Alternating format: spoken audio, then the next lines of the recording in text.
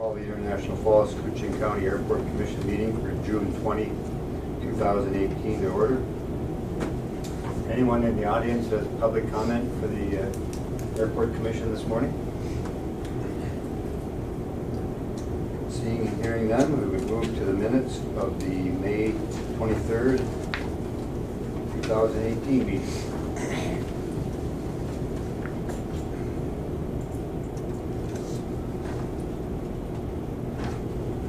Minutes, Mr. Chair. Motion by Commissioner McBride, Second. second by Commissioner Briggs to approve the minutes as presented. Discussion on the motion of the minutes. Hearing none, all those in favor of the motion to approve the minutes signify by saying aye. Aye. Those opposed, same sign. Motion is carried.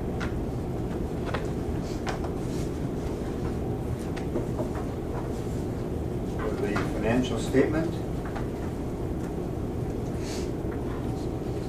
and the item under on the first page under James Kennedy Trucking, that was for expanding the parking area. Yeah, just temporarily, but it's good. Temporary It's area good product, yeah. because of the construction. Yep. And the loss of area. So that's a good move. Thank you, Laura.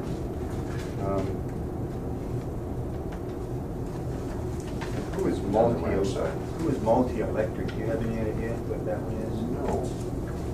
It's a $900 bill there. It's an unfamiliar name to me, that's why I'm asking. Yeah, I don't know. Interesting, no, I'm not familiar with that, no. 625. Is it part of the construction? Is it? I didn't think it was a tilt switch assembly and a buffer tilt switch. Mr. Jackson hasn't changed his name, has he?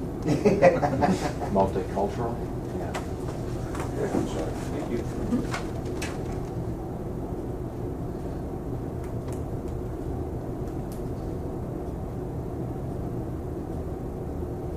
Got it, yeah.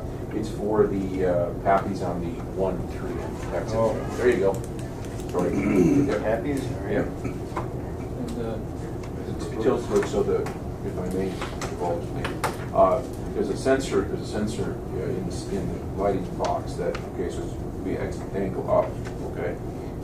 And so the pop is proper light readings on its approach. And what happens is that through the spring and through the fall, through the thawing system, through the thawing series hearing, sometimes it'll tilt enough that it'll shut the system down and to recalibrate them. But we learned that it was actually broken, so that's what it is. The name didn't, I apologize, the name didn't quote it. When it just approaches towing. That would have been for construction also, for our temporary space for Steve and his boys and with the demolition of the other. Have you been out there, they put up fencing No, I down haven't seen the fencing. and Yeah, all garden fences. trailers. Trailers are out. And it was this short, Hendrickson, I don't know. We'll move on the financials Motion by and the pay the bills. Commissioner McBride, second by Commissioner Netherman, to approve the payments of the bills. Discussion or questions with regard to the bills or the financial statements? I don't see it in there, but there should be one bill for phase 2 also. Back page? Okay. Very last. I just want to make sure it was in there. We can include that. All right. No further discussion, Chair would call the question. All those in favor of the motion signify by saying aye. Aye. Those opposed, same sign. Motion is carried. Financial statements and invoices are approved. Thank you. We'll go to the engineer's report, phase 1. So, who is, Steve, are you up on phase 1? Do that, yes, sir. Come on, thank you. I think Bob said he wasn't going to be here. That's correct. Give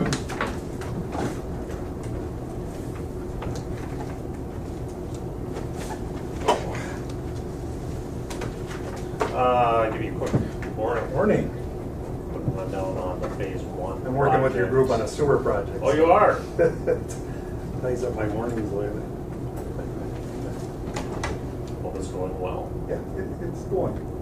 We've got a few issues, but huge project. That's $20 million on that one alone. Big one. All drilled through rock. So, Weather hopefully has been cooperating. pretty good this year, yeah. That's somebody out of Virginia? Well, The Ruth office for SEH? Yeah, yeah. Yeah, well, another group, yeah. Yeah, you guys, yeah, well, Well, he's, you're not with SEH, but you're working with them, so No. we look at you guys all kind of as. you do sewer jobs? Not yet, but We're all in this together. I'm not at the end of the career path yet, You just put a so. few toilets in there. Yeah. Certain types of sewage, right? You're working with some shady people. All right, phase one. We'll do a rundown on phase one, short and sweet. We're continuing to whittle down the punch list items with Rick's help now being here that is able to get some better traction. So we're just kind of each day, each week, taking a look at the list, and certainly there's more things that pop up that we're addressing, with Ted and group as they do arise. Interestingly, a couple of highlights maybe. What we thought the air conditioning unit needed a new compressor. Turned out it did not. It just had some loose wiring that we went in and found and got that tightened up. Everything's good. So there's no issues told with the air conditioning. So the new terminal should be cool. Tile, carpet tile replacement, MCI does have the product in hand now. And they're looking for an opportunity next week to come up and do that. It's a full day, if not even two. We'll see. They're trying to get it done in one day, but we need to determine what that means with the flight schedules. Are we on 2 flights a day right now, or 1, 2? Two every day. Yeah, so I told them it's going to be difficult. They have to break it into 2 pieces. But the jet bridge and the ramp area are always useful because that is the exact carpet areas that have to be replaced. So we'll work together with Thorin Group and determine what the right timing and Holly and the Delta folks to be sure that we're not interrupting those flights ahead or after. And find the right time frame to get it done next week. So that's, when they're coming off the flight and going on, and that would be what time in the Pretty morning? much got from about 11 o'clock to 5 o'clock. That it's tied up. No, that Would be good. be That's clear all. and free. Go at it. What time does that plane come in the morning? Usually around 10:30, So 10:30, and then they depart by 11? 10:50. Oh, they depart by 10?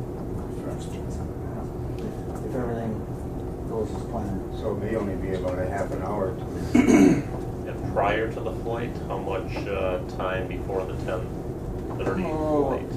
let's say you got, you wouldn't be able to work at, say, 10 to 11 and 4 to 5. Just, in that neighborhood. Okay, that helps. That So- helps. Just one question on the carpet. Obviously we've had some defects there. They're only going to replace the ones that are defective. But are the other ones, are we going to have trouble with those? I mean, my thought is that if these are bad, eventually the other ones are going to go bad too. And if they are, we probably should. They're actually replacing all of that type Okay. of carpet in the ramp area, so the whole ramp area will have all of the brand new carpet. And I believe that same carpet extends into the jet bridge itself, and we're thinking that should also get replaced.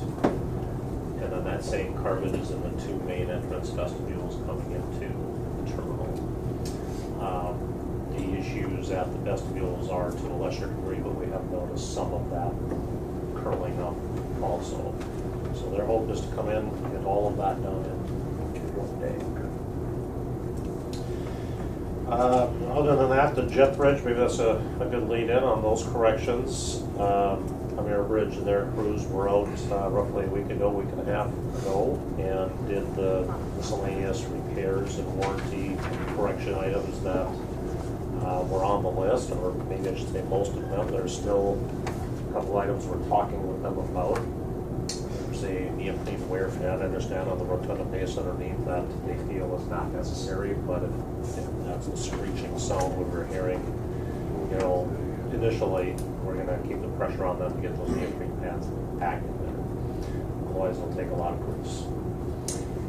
They did add looks like heat tape to the top side of the rotunda to help combat the snow and ice buildup and running down, you know, the inverted decline there that heads right to the rotunda. I'm not so convinced by the pictures that that's gonna solve the issue, certainly not It in won't. this weather when there It was a deluge. Or it's tipped up higher to meet the 737 Right. some country may come in with. We need a major mod, we need to, A design modification. definitely. And I don't see this custom cover that they talked about putting over the rotunda. All I saw in the pictures were heat tape. So The custom cover with it wasn't much. Nope. I would think they could put a diversion dam on there, you know, Yeah, at an angle. exactly. Because it happened on the Sun Country flight, you know, had nothing to do with snow and ice. You It just bet. water was laying up there, and when they raised it up, just poured right in. Gallons. Yeah. So all that water's laying up there, and then when you raise it up, if you put a diversion dam B in there, I would think that'd just keep it away from, let it go over the edge instead of down the That's middle. exactly what I think Thor and I have been talking about for 6+ months, is we believe it really ought to have some higher rib baffles coming off of the standing seam Right. roof ribs to help stop that. Just one big one right before the rotunda there. Yeah, or maybe, you know, you take a half a dozen or something to slow the energy down, Right. get it to drain off to the side. So it's kind of a twofold thing. I think you've got that issue with the incline creating that water energy coming down the roof towards the rotunda. And then I think there's still going to be something to watch on the winter buildup of snow and ice on top of the rotunda. Maybe this heat tape helps on that issue, but certainly not the water flow. Right. So what is 99% of their product on the second floor, installed on the second floor, so that the angle is always down, where ours is down on the ground level, and the unit goes kind of reverse or inverse to what normally would happen? I think that was alluded to in one of our conversations. It was. In terms of like MSP, Yeah. Yeah. The units that are down there. Most of their units probably go Right. into the larger airports or something. yeah, I think there's, you know, maybe similar units, if not maybe the exact unit at MSP, and the folks that we talked to on the maintenance side of what they see there. They're relatively flat, if not a slight, you're correct. You're dropping down to get to the aircraft. In your case, yeah, you're slightly going up. So the roof of that tunnel section really is sloped up to meet the plane, hence all that water comes right back to the rotunda and comes in that seal where it needs to pivot and turn. So I think Commissioner Pavlik was right, maybe it's just a design issue. So presently, we're not recommending any payments to them to continue holding the retainage until we get through, you know, some more resolve with them. Hence, there's no pay applications on phase 1 to review or approve. The only dollars that are remaining are for Air Bridge and for Bowman. Everybody else has been paid out, and we'll continue to work on, you know, calling warranty items, not sort of original contract items or punch list items. So we'll continue that effort on Bowman. We're just waiting for a nice day. I think we have them now, and Rick's coordinating to get Carlo crew out there to work on some of the asphalt areas we've talked about that need a little TLC yet, or we're comfortable accepting that. And it's mainly hand work in and around some mechanical equipment, so he's just waiting for a good warm day to make that happen. Roof leak research, we have done some more research with Range Cornice Roofing. Terry Marty was up after the last rainfall and another puddle that Ed Ford and Jake was helpful, got a hold of Rick and I on a Saturday and understood exactly where it was at least dropping in. It's still difficult to determine where up on top it's working its way in to get to that point. And as you visually look at the roof, nothing makes sense to where it's coming in. They did find one area, I think, on the high peak that may have had some caulking let go and caulked that. Not sure if that was the issue or not until we get some more rains and test it out. But I still think the mechanical chimney stack that comes out of that roof is a little suspect and needs some closer reviews and investigation from top side and maybe bottom side.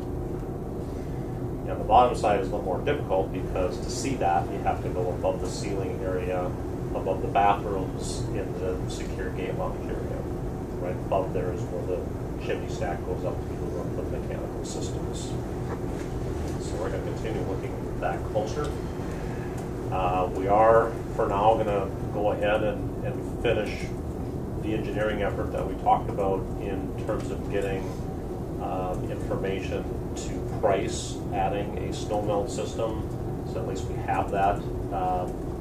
Should we determine that's the right thing to do and pull the trigger to add that system. But admittedly, we need to make sure we find the leak issues first and solve that. Then we can kind of step to determine, okay, do we still need to add snow melt systems or let it ride? So we will continue that effort. Did we have, let's see, we had a half-inch of rain on Saturday. Sunday morning, Saturday night, Sunday On morning. Saturday afternoon. Yeah. Yeah, 'cause we had like 4.5 over Friday, Saturday in Bemidji. That's just 3 miles east of here, you had 4.5 inches. Incredible. But the town did not have it. Just over, but Dad, Carol and I were at the farm and never got a drop. Couldn't believe it when we came home and everything was flooded. So I was waiting for my phone to ring. It never did. I assumed there was nothing that. And that was came a straight through. down rain, and there really was no there's wind at all. The commonality is the wind direction. It's the same event as before. South-southeast. Correct. Yep. Wasn't a lot. I think you said last time maybe 8 miles an hour or something. And it was enough to drive it in something. So to be continued on that, we're continuing to look into it. Bag screening door for the oversized bag handling that we would put in the screening room is supposed to be coming this week. It might be here. The door? Rick put it in yesterday. Great. I didn't get a chance They to cut connect them off, with and him. looked, and there's conduit going across there. Oh, gotta go get the electrician. Yeah. Came back for lunch and they were done with Okay. So, Beautiful. it. Great Beautiful. job. Okay. I wasn't sure if that came in yet or not, or if it was today, It's so all done. wonderful. So that should help on those oversized summer coolers and things that people like to ship, Fishing rods. fishing rods. What, to give you a bigger entrance in? Well, some of these guys got 8-foot fishing rod cases, Yeah. and they don't make the corner, so Oh. we got to hand carry them over to TSA, and then they got to hand carry them to us. That door will just help make it quick. Very good, thank you. Chair bases that need to be replaced, and we've ordered the metal bases for those chairs to replace the wood ones that are fracturing and breaking and just not that sturdy. The manufacturer is still telling us mid-July. We're trying to put as much pressure on them as we can, about every day, every other day, and they still keep saying mid-July, but getting close to that now, so we'll hopefully see them soon. They would come up and replace them. I understand all the chairs have been pulled out of the, Secure area.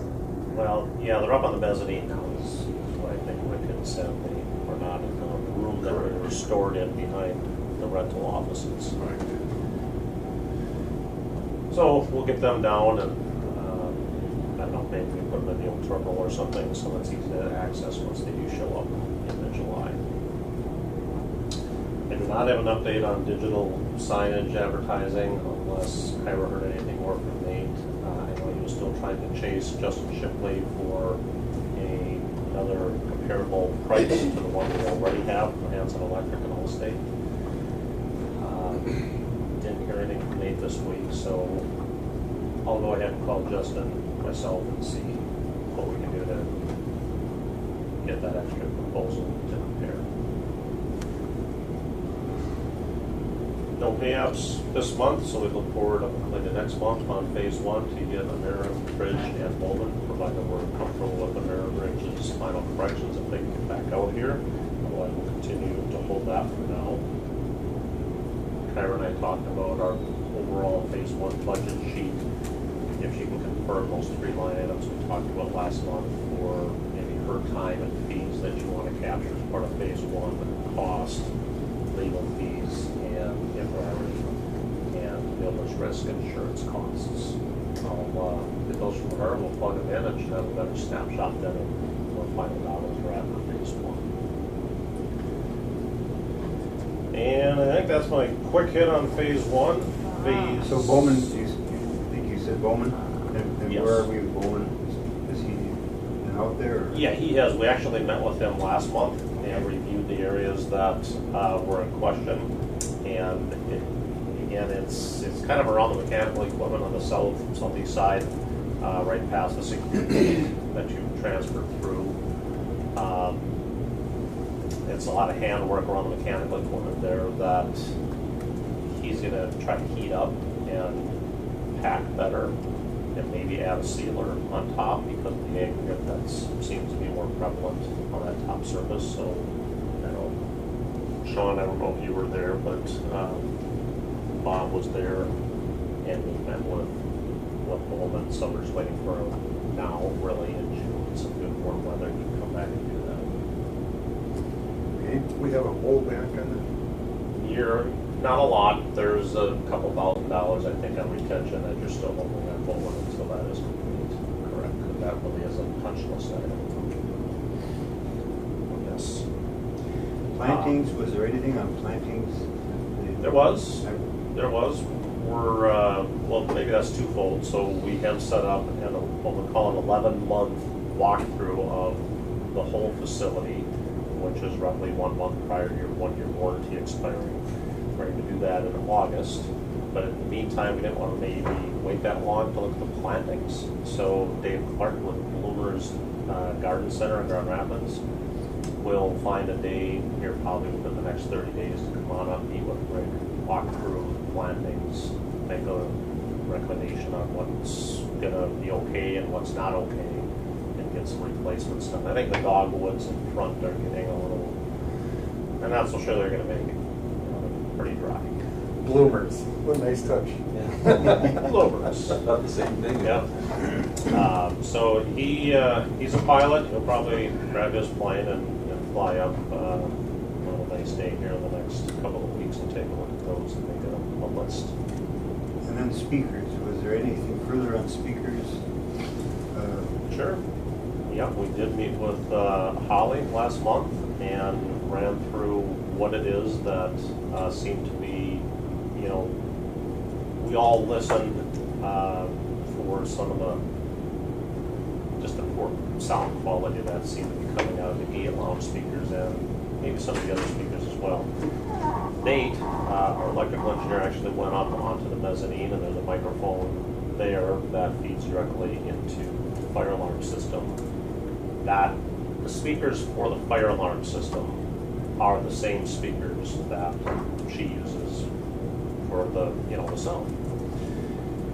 And Nate was doing his test of things and sounded actually better than when Holly was doing that on her telephone speaker. So we think it could have just been the positioning of how she was holding, the microphone on the telephone once she held that back further. Everything was great. I listened to her yesterday, it sounded fine. So Rick was going to check with her and see if things are going fine now. Is there anything further we need to do? If there is, Nate suggested we could look at some alternate independent microphone systems that would tie into the telephone box, so she wouldn't have to use the handset. It would be more. She was using a regular microphone yesterday. Oh, maybe she found one then. Yeah, yesterday she was using a regular microphone. Okay. So that's new to me. Maybe she found one already herself that is working better to that extent. But sometimes it's just the way the person speaks. I mean, your voice may come through clear, mine be muffled, so I mean, you gotta be aware of who's talking and where they should hold the microphone, so maybe it's just one of those issues. And that's pretty easy to fix. Yeah, for now, I think it's resolved, but we'll keep an eye on it, and if there's anything further, we'll certainly take a look. Speaking of that, can you hear out there, everybody? Are you able to hear? I can. I know, we can. We've got a speaker system here, but we forget to turn it on sometimes. The air exchanger runs constantly back there, and that's the problem. Drinking something. And Rick installed that additional signage yesterday too. Oh, I didn't make a note of that. Yeah, So besides we- that? How does that look? Did I understand that might be a little Looks good. I finish? got it. Maybe issue we should look at? Now, it appears that the stainless is rusting. I don't know if that's possible. First part. The first part, I'm sorry. the original Originals? lettering. Nothing to stuff the green cut. Just No. cut. No, it's the stuff up, You got busted I thought out. stainless The did. original Falls International. yeah, from up above. You probably can't see it. It's really, It's hard really to say if fine. it's rust, it just looks like it's, like a stain. Sometimes it happens with stainless, right? Like Jay like a loved it black always. can't mold see or it. something on it. Yeah, Jay tried They put cleaning the new one up. yesterday and he thinks it's rust. Okay. He thinks it's a lower grade stainless that has qualities in it that will rust. So, did he try some He did. some cleaner on it, and did that help it, or? Well, it did not. I saw it. I sent that to her. Chinese.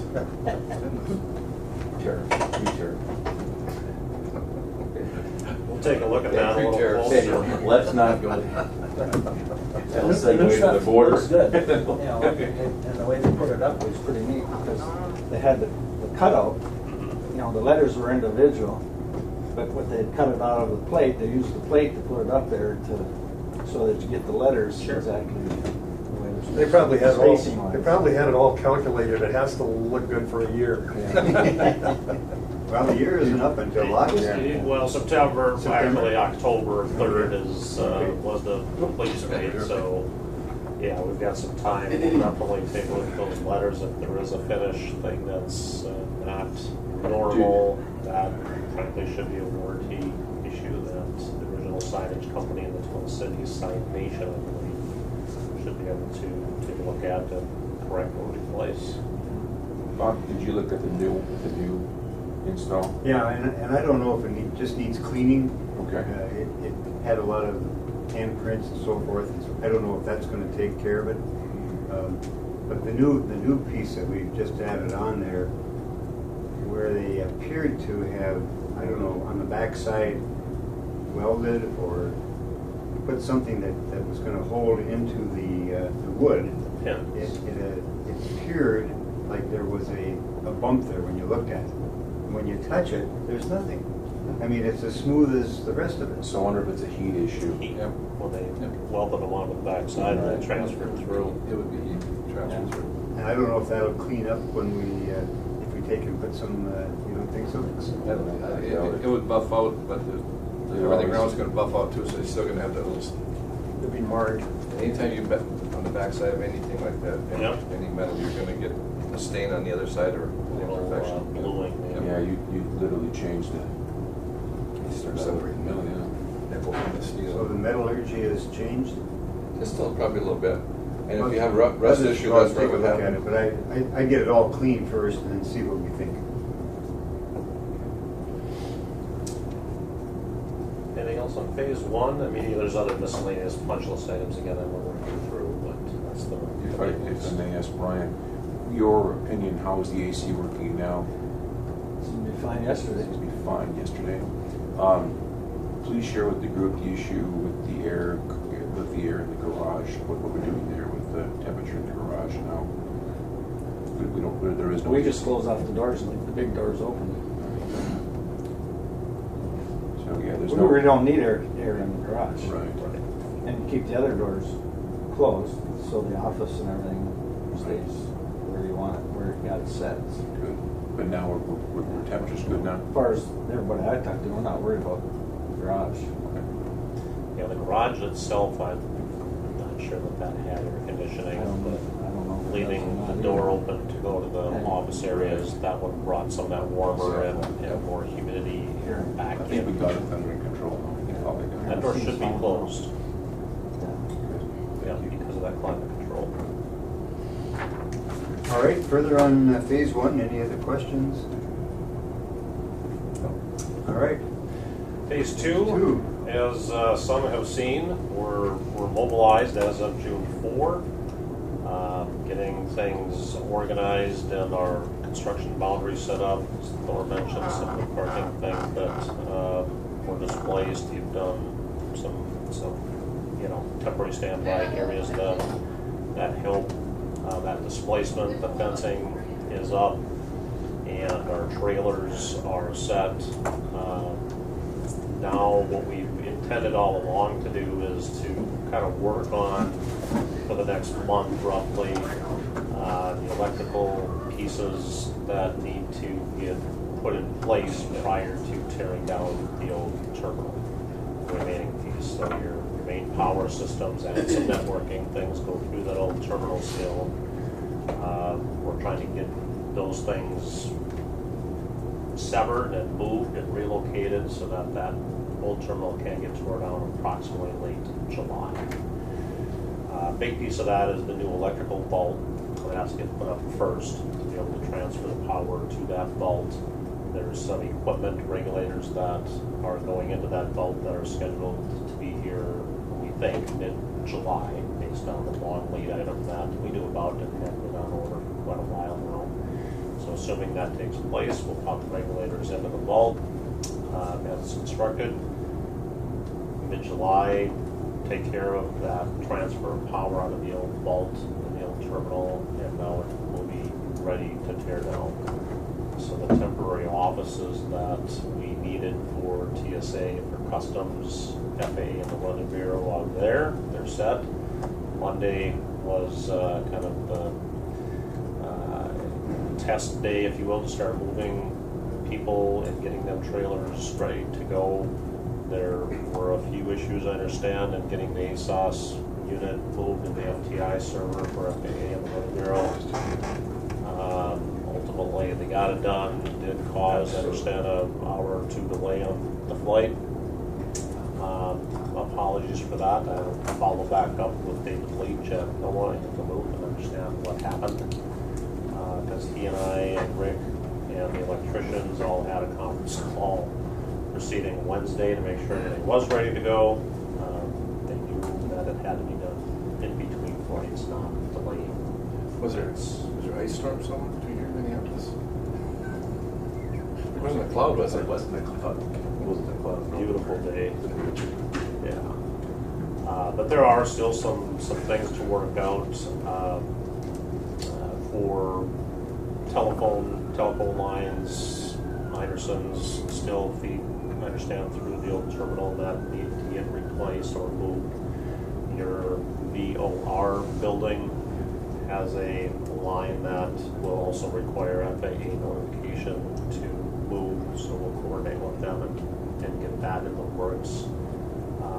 Delta may have a line, I understand, still feeding them, which we thought was transferred last year, but has not been. Customs, because of their process, admittedly have a longer time frame that they just have to work through their own internal order, system. But they have placed that order, and I think they're hoping that to be done here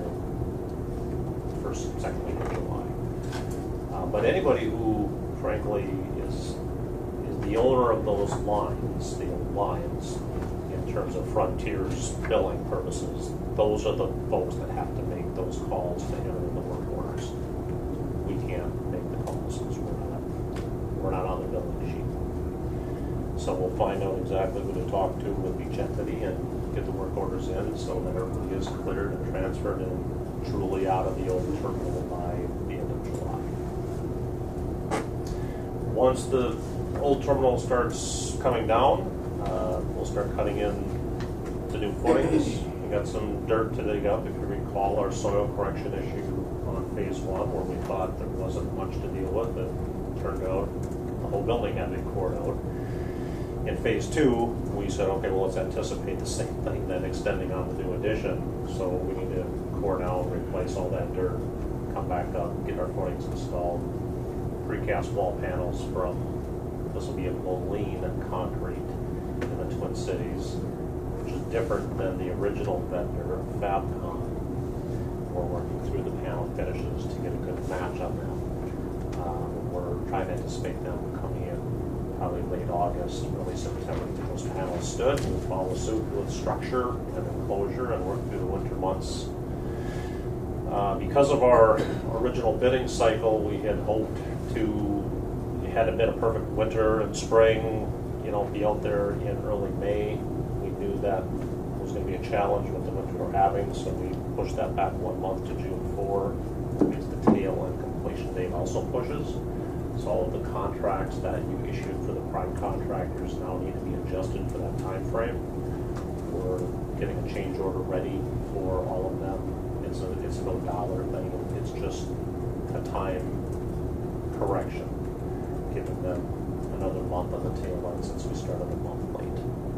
I think we had the two issues. Did we have the weather as well as the state bonding would not allow us to order materials until such time as we had the approval? Correct. And that held us back a month or more?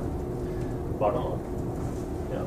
So once we had all of that in place and ready to go, you know, maybe that was only 3 weeks. I'd have to look, but it was still a little questionable. We just said let's plan on June 4 as the date. And we set that mainly because we didn't want to get there too early. And frankly, we have not a lot to do come mid-July, still waiting on these electric regulators to show up. So we just backed off 6 weeks from mid-July and said that's when we're going to start after we get the funding was taken care of. If we don't have an early winter, we'll be okay. Let's hope for a nice summer and a mild winter. Can I want to go back to the ASOS issue. Sure. I think it seems that the Delta wasn't in the loop so far as being communicated that the weather was going to go down. And had we known that hour and a half delay, we probably could have brought that back to a half an hour. Had we known, to better communicate with dispatch. Because when we did find out that they had it down, Holly went over to talk to him and say, hey, is it back up? Yeah, or when's it going to come back? I said, well, it's back up. Well, it was back up, but it wasn't given visibility or ceiling, Okay. so they were still holding that plane down in the cities. Makes sense. Wouldn't let it go because they weren't getting those readings. I'm just saying, anytime anything's going to happen, it'd be good that we're included in the loop because you might not think it's going to affect it. Sure. But Yes, it it does. could. It does. You rely on that data. Yeah. Even though it was a bluebird day. Yeah. Yeah. It- Hey, there was a pilot here. Plane was here. Okay? He's looking outside. Can't see a cloud in the sky. ASOS was down. My hands are tied. FAA says I cannot move this airplane, even though I can see. Until the technology tells you. Yep. And he wouldn't fly. If I may, it's interesting what Brian's pointing out. Historically, what was happening in preparation for this day was we started the conversations probably over a year ago with SkyWest and SkyWest/Delta. We kept them in the loop. I've got email chain discussions with them. When this went down the day before yesterday, Brian is exactly right. We had a 2.5 hour delay on the flight. To the credit, let's start off negatively with the weather service. On a negative side, when the weather service team showed up to do the change out, they did not come with an idea of a parallel situation. Okay, let's make sure we're operating with this line before we sever this line. They took the system down.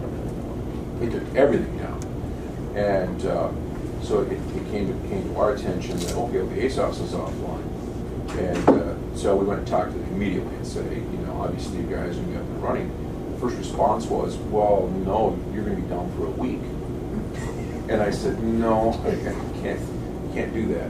Well, why not? I said, well, as Brian mentioned, we're literally 121 Air operations is shut down.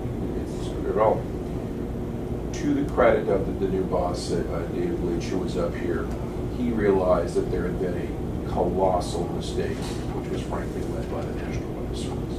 They had his boss, who retired a month ago, David has taken his position.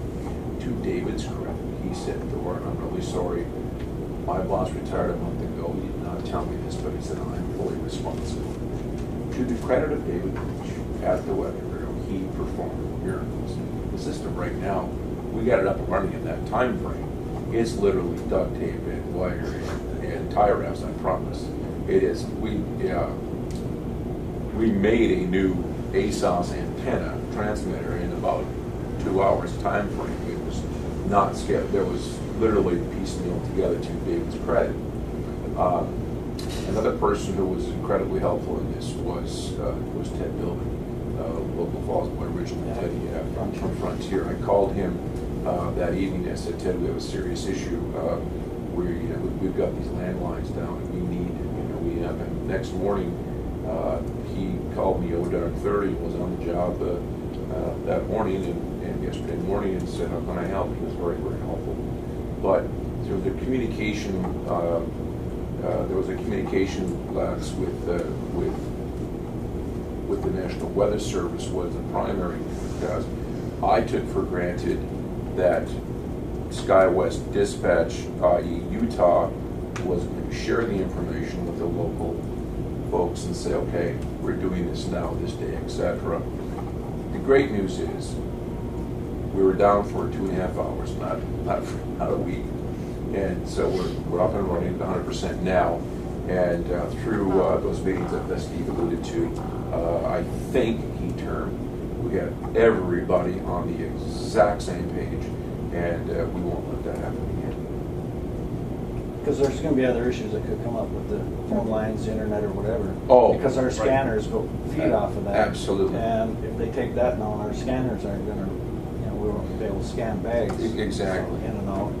To add to that, back to the VOR discussion, the FAA frankly dropped the ball also. They were running that loop of the feed to the VOR to and from, and thankfully Ted Bilber reminded me, he said, well, Thor, you've got all the lines to the VOR now. So he's a tremendous amount of credit to the team. Where's Ted operate out of? So now, I heard you say earlier something about Delta was still connected to the old terminal building? Skyway? Part of it is. Part of their phone system is still going through the old terminal, feeding to their new space, which we thought was taken care of last year, and then back through the new mezzanine DMARC, feeding the tenants and go inside the terminal. But I'm hearing that may not be the case, and so we're going to dig into it and find out what exactly is still in that old DMARC room, really, at the old terminal, and get it fixed. And there could be 2 or 3 or 4 entities that are still fed through that. Ultimately, by the end of July, we need that to be done and dead, so we can tear down.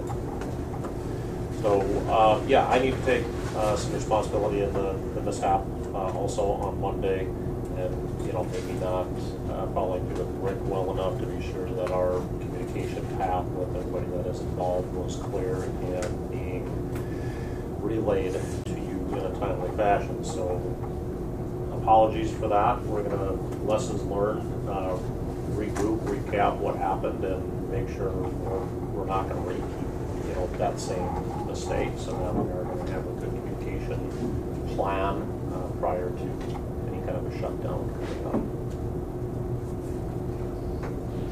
Yes, Commissioner McBride. So what would happen if the plane was already inbound and then the system taken out? Would they be able to land, or would they have to turn around? They'd have to turn around back to Minneapolis. The only thing they could do if they were cleared for the approach and they were, and even then I'm not sure. I think if Center got the red flag, which they'd get almost immediately, the system was down, they would.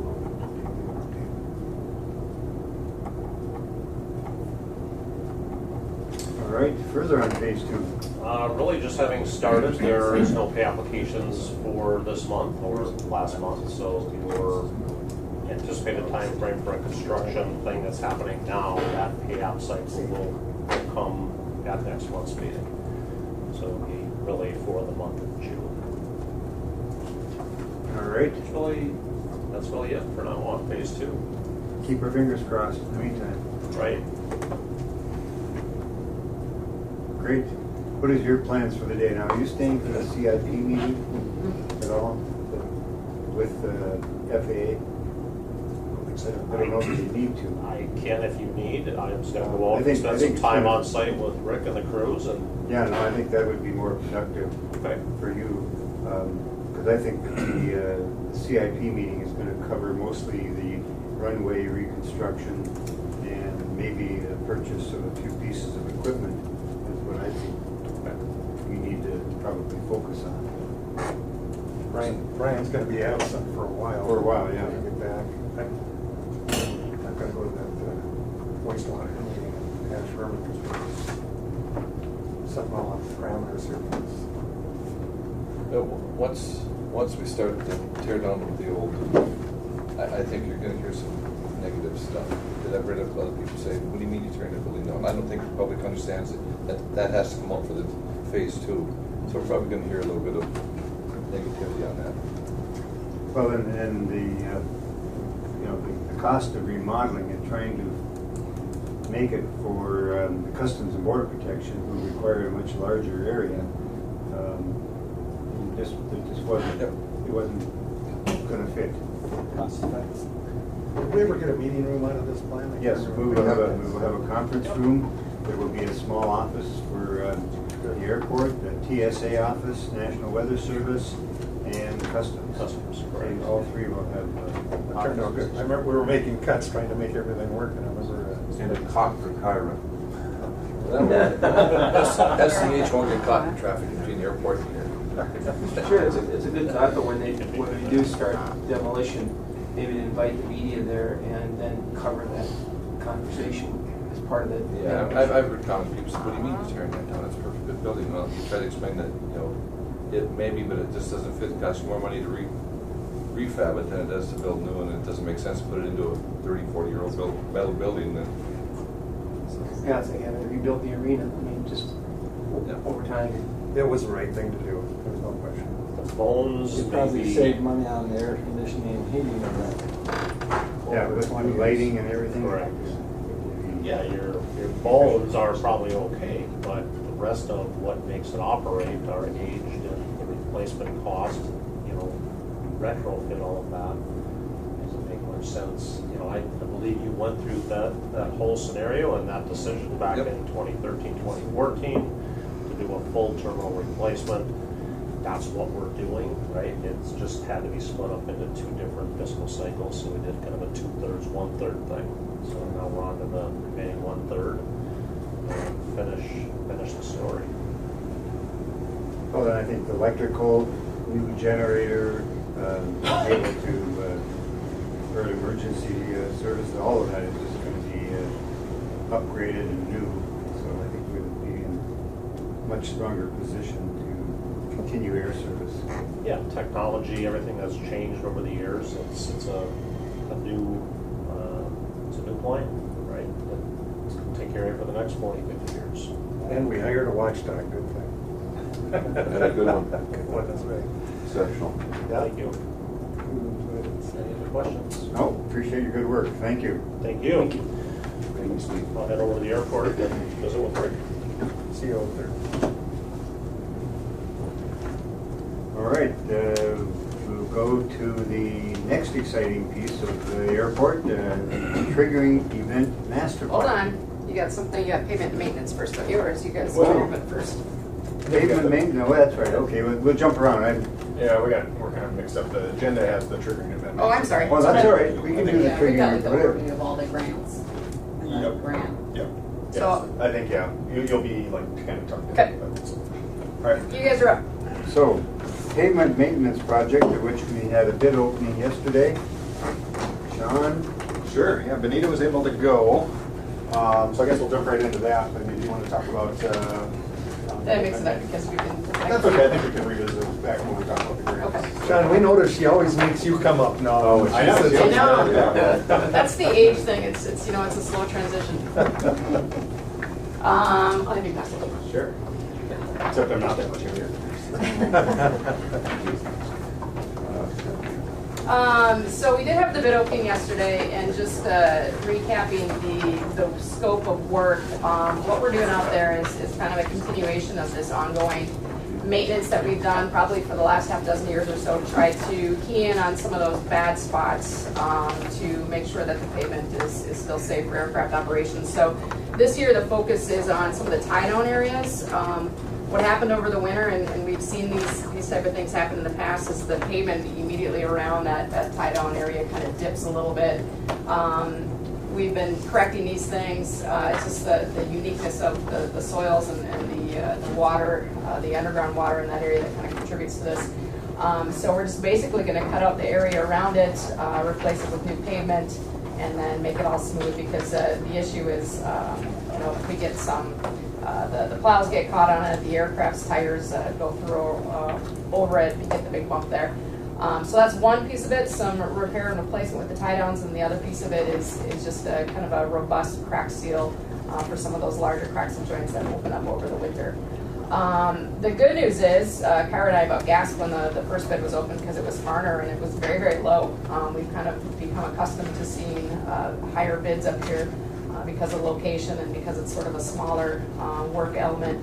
But Farner came in very, very good, 51,000 or so. It's on the bid tab, which is on the back of the first page. I have an extra page there, but they came in very well. The engineer's estimate was 125, I believe.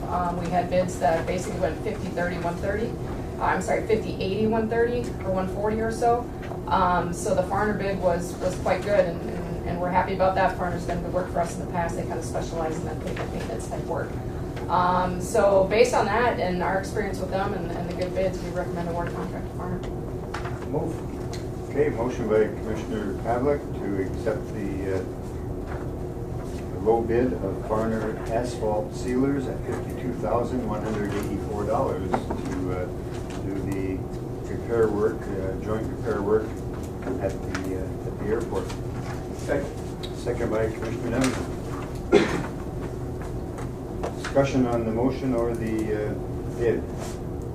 I think our highway department has used Farner for some. They kind of, they do a lot of pavement marking. You'll see them across. I'm sure Thor sees them just about every year to repaint the marking, and they do a lot of that crack seal, joint seal type stuff. Last time we did a lot of crack sealing, I'm pretty Yep. sure it was Farner, and they're a good company. They're very, very good. Yeah, they used to be Bergstrom? Something like that. Bergquist, yep. Okay, further questions or discussion? Hearing none, all those in favor of approving the acceptance of the bid of $52,184 for Farner asphalt sealers, signify by saying aye. Aye. Those opposed, same sign. Motion is carried and contract is approved. Thank you. And then kind of tied into that, second on the list there is the engineering piece of it. So we move forward with design a little bit in advance. This contract actually includes the final design plans and specifications for the project, as well as the construction administration piece of the project.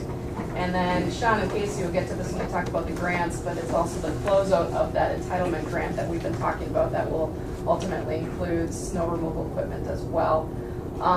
So the engineering, it gets higher when you have lower bids. So I guess I just wanted to preface that the level of effort stays the same, whether it's a more expensive project in terms of construction costs, because we have to follow all of the same FAA requirements. We have to do the same plans and specs. It's about a week's worth of work, so we provide full-time construction inspection on that too. It just gets skewed a little bit in percentage of engineering compared to construction. But the contract that we are proposing is $31,300, and it includes the plan specifications bidding that we've already accomplished, and then obviously the pre-construction activities, construction administration when they come out here and do the work, and then we will also be doing the close-up for the project that includes for the entitlement grant that Sean Case will talk about in just a second. And that all comes out of our entitlement funds? Correct. For this year? Correct, yep.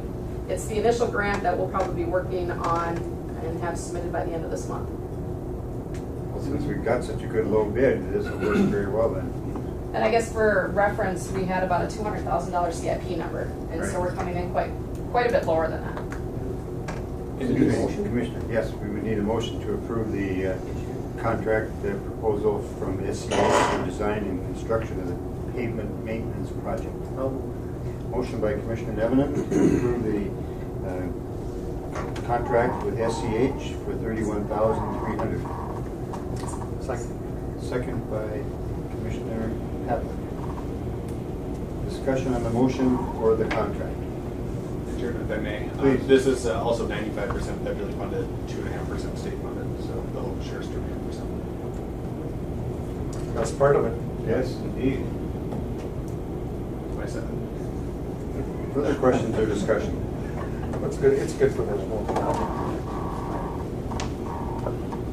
Hearing none, all those in favor of the motion to approve the contract with SCH for the construction of pavement and design, signify by saying aye. Aye. Those opposed, same sign. Motion is carried. The contract is approved. Thank you. Thank you, and I guess with that, I'll let Casey and Sean take over. Sure, I think I'll start. Triggering event master plan on the reconstruction of the runway. Sure, so as you, we've been meeting the last few months and project meetings with the FAA in between. We're doing our best to keep the PCA in business with all the papers. So we have our latest printouts of the project schematics that we'll go through today. What we've settled on with the FAA in our last design meetings is essentially a 4-phase runway reconstruction program, if you will, or capital improvement plan. We discussed them in some detail last month. We've kind of finalized a little bit of the dimensions and the phasing components. So I'll just review those briefly, just so everybody's kind of on the same page and kind of what we can anticipate. So this year's project that we're going to actually talk about here in a moment is designed for phase 1, which is the north end of runway 1331. So if you look on figure 1, this more colorful sheet here, you can just see the green section. So phase 1, what we're hoping to do with this project is design it and then bid it and then construct this one in 2019. So next year construction. This project is designed with those limits specifically to allow SkyWest to continue its operations so that we don't impact commercial service. So that's kind of the driver. This project, you can kind of see the cost estimate, $3.8 million for about 45 days.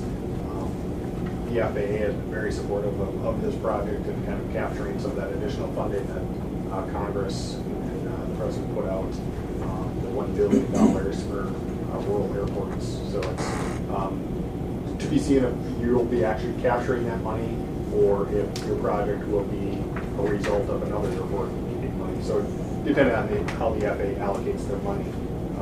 But I think the FAA is indicating that this project is moving forward because of that stimulus. Without that move by the administration, we'd be in a lot different position. Yeah, I think, before that discussion, I think we were looking at maybe next year, the year after, so it was still a year or two out, but that kind of moved everything forward. So the FAA has been really supportive in that endeavor. We talked a little bit about the local share. So again, just as we mentioned before, for your pavement maintenance project, the FAA is going to pay 95%. MnDOT will most likely pay 2.5%, and then the local share will be 2.5%. And MnDOT will be here for the CIP meeting this afternoon, so I think that'll be a good discussion to have with them to confirm, their funding support, participation. All indications say that they'll be on board with the 2.5%. You wouldn't think they'd come to the meeting if they weren't. Yeah, You never know. Do you know who's coming, Benita? I believe it's Cassandra, John Ferendorf, who is Don Berry's backup. I think Don Berry's on vacation. Julie Carr, who's one of their planners, and then there's a safety individual, right, Casey, that's coming out with their airfield inspection. Yep. So there should be 4 of them that'll arrive. And Cassandra, actually, she's the number 1 in that, so she's the additional support. We'll let Casey get a commitment. Yep, that's the goal. So certainly the right people in the room to have those discussions. So back to this phase one, and help me with, when we had talked about this piece of it, so you notice that it's going around the taxiway. Are you going to cover that, or am I jumping ahead? I think so. When do we have that? There's now the best one talking. Probably now. Sure. And maybe you jump to figure 4 is like zoom up of like the final. Oh, yeah, figure 4. Yeah, we can definitely talk about phase 1 now, so that's the appropriate time.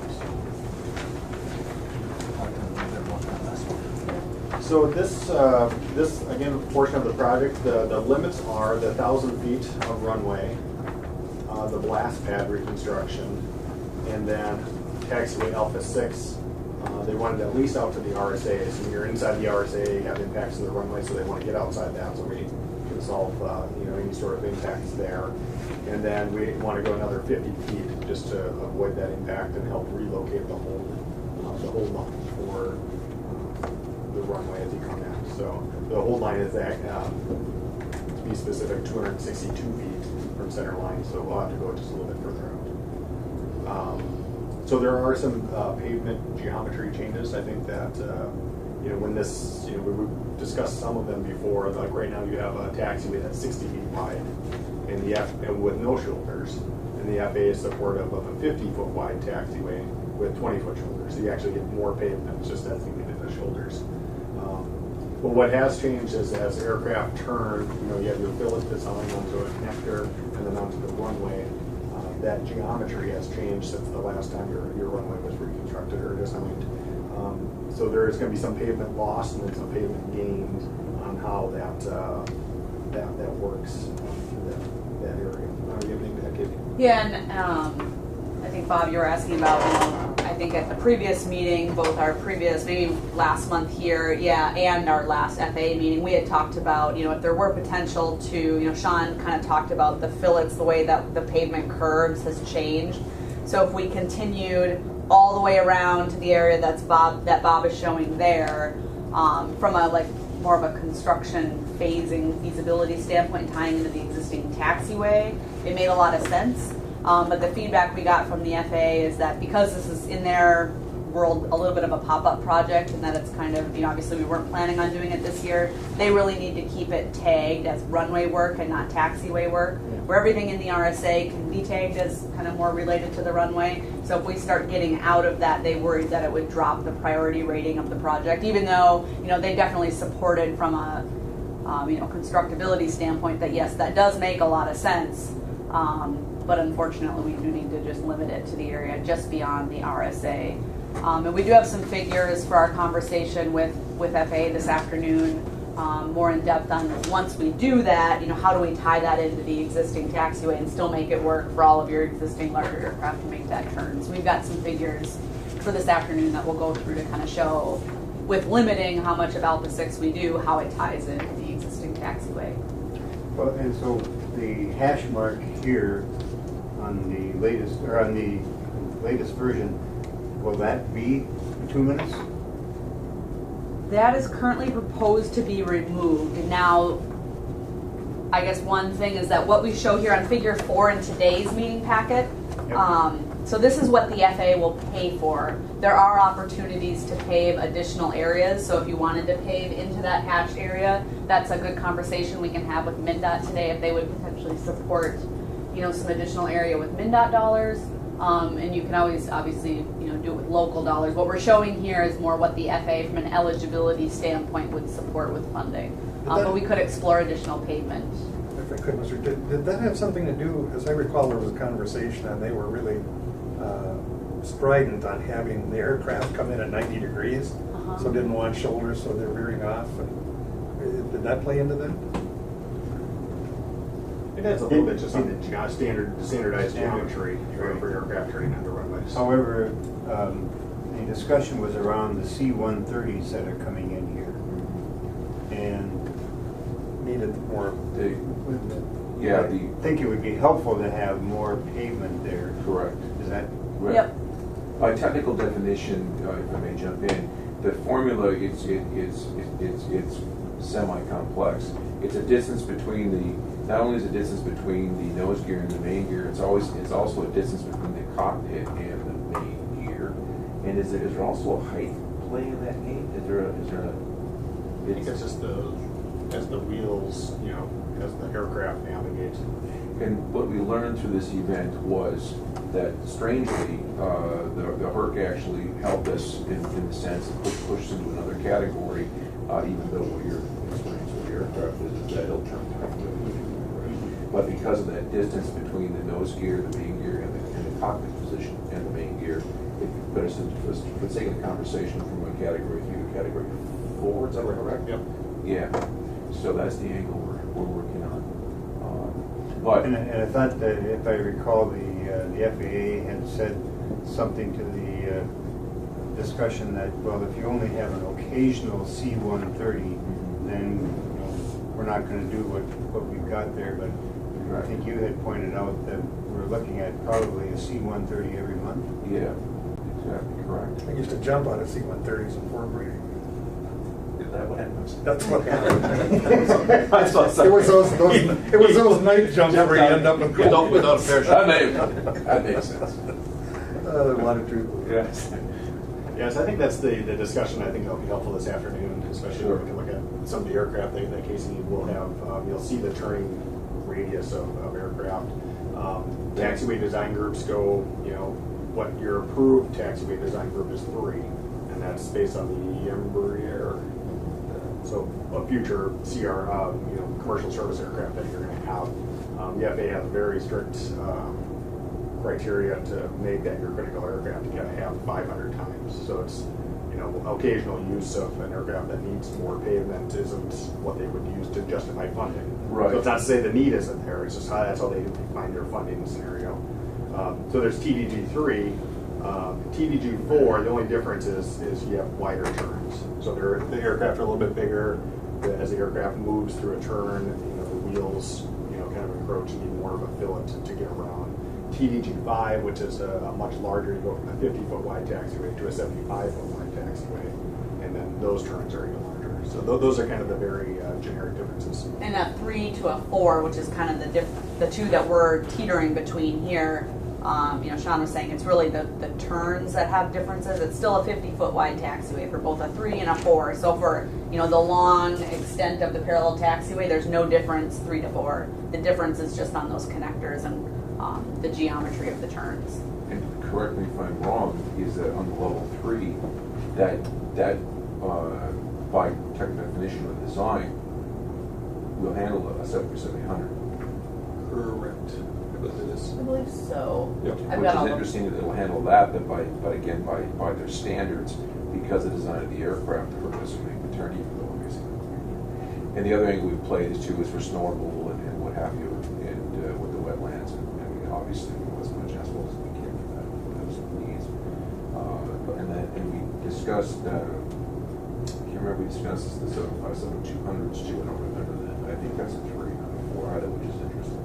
I think we have a memo of this afternoon that kind of Yeah. talks about the existing use, Yeah. different aircraft. So, yeah, I think there'll be a much further discussion on the types of aircraft that use INL and then their taxiway design group and how they play it. This will fit for a 737, so Yep. because we know we've got Right. pretty, I guess, a little more than occasional use of The 737. design level 3 will, my understanding, design level 3 will handle 737-800. And then we'll have it this afternoon, but modeled kind of how, with the area that we are reconstructing, it's a little bit goofy the way, the new pavement is going to tie into the existing pavement right in the middle of a turn. So we've modeled, what we could do for a center line that still meets standards, because we're going to have to move the center line around that turn. But we have like an aircraft modeling program, so we can model their taxi route and make sure that it still works for that aircraft, and they have the FAA safety buffer beyond their wheel track still on the taxiway. So we'll talk through all that this afternoon. Very good, thank you for doing that. So jumping back to the memo, page 1, so that's phase 1. Phase 2 is the taxiway alpha project and apron expansion. So again, you can see that on figure 1, it's the yellow area. And the goal for this project is to prep taxiway alpha for a temporary runway. So when we do phase 3, that the taxiway alpha then can be used as a temporary runway and we can maintain commercial operations. So you can see the costs and the durations on the sheet. We've been kind of going through cost estimations and working and refining those numbers through that process. So the intent is that phase 1 will design now, construct in 2019. Phase 2 we would design in 2019 and either construct in 2019 or 2020, and then move on to phase 3, which is this intersection of the runway, which would be a 2020, most likely a 2020 project. This is perfect, good, Mr. Chair. Please. Will that change, the limitations on a windy day, things like that, the minimums? Would that change that for passenger aircraft? Not for like wind or landing criteria or weight criteria. That'll all be you won't have an impact for that. You will have an impact, for weather. We're working with the FAA to do instrument approach procedure coordination, and right now you have the ILS that goes down to 200 1/2 mile visibility. You won't have that capability during these temporary runway conditions. So, temporary runway, we're not going to move the ILS, be able to assist. It'll be all visual.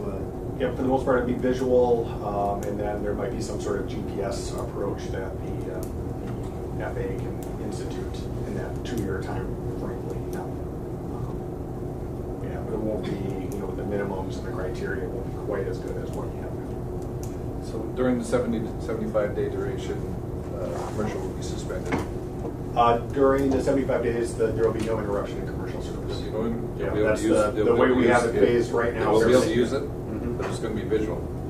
It will be, So there's going to be Likely daytime, 1,000 Daytime. feet, 3 miles. that's probably, yeah. There might be some impacts to commercial service due to weather, but that's if the weather service stays on. They're going to stay. We're not. yeah, if I could give you just a. Yeah, I wasn't quite sure if And then- commercial was going to stay in operation on Yeah. a temporary. It will. And then that's subject to the SRM meeting on July 26th that Thor and I are planning to attend in St. Paul at your office. Yep. Because that safety risk management meeting is going to be, I think, would I say the final hurdle? I think, yeah, after that meeting, we should know, that it's a go and we're going to continue on. If we don't hear any major concerns or there's not any high risk, high likelihood type risks that are identified. I know Tracy sent me an email and I haven't responded to it. I think, is she coming today? Yeah, she'll be here. I don't have the names of, and I don't know if you do, Thor, of the operations people that we need to get from SkyWest to be there. So, Because I think she wants to make sure that those folks are going to be able to be there in July also.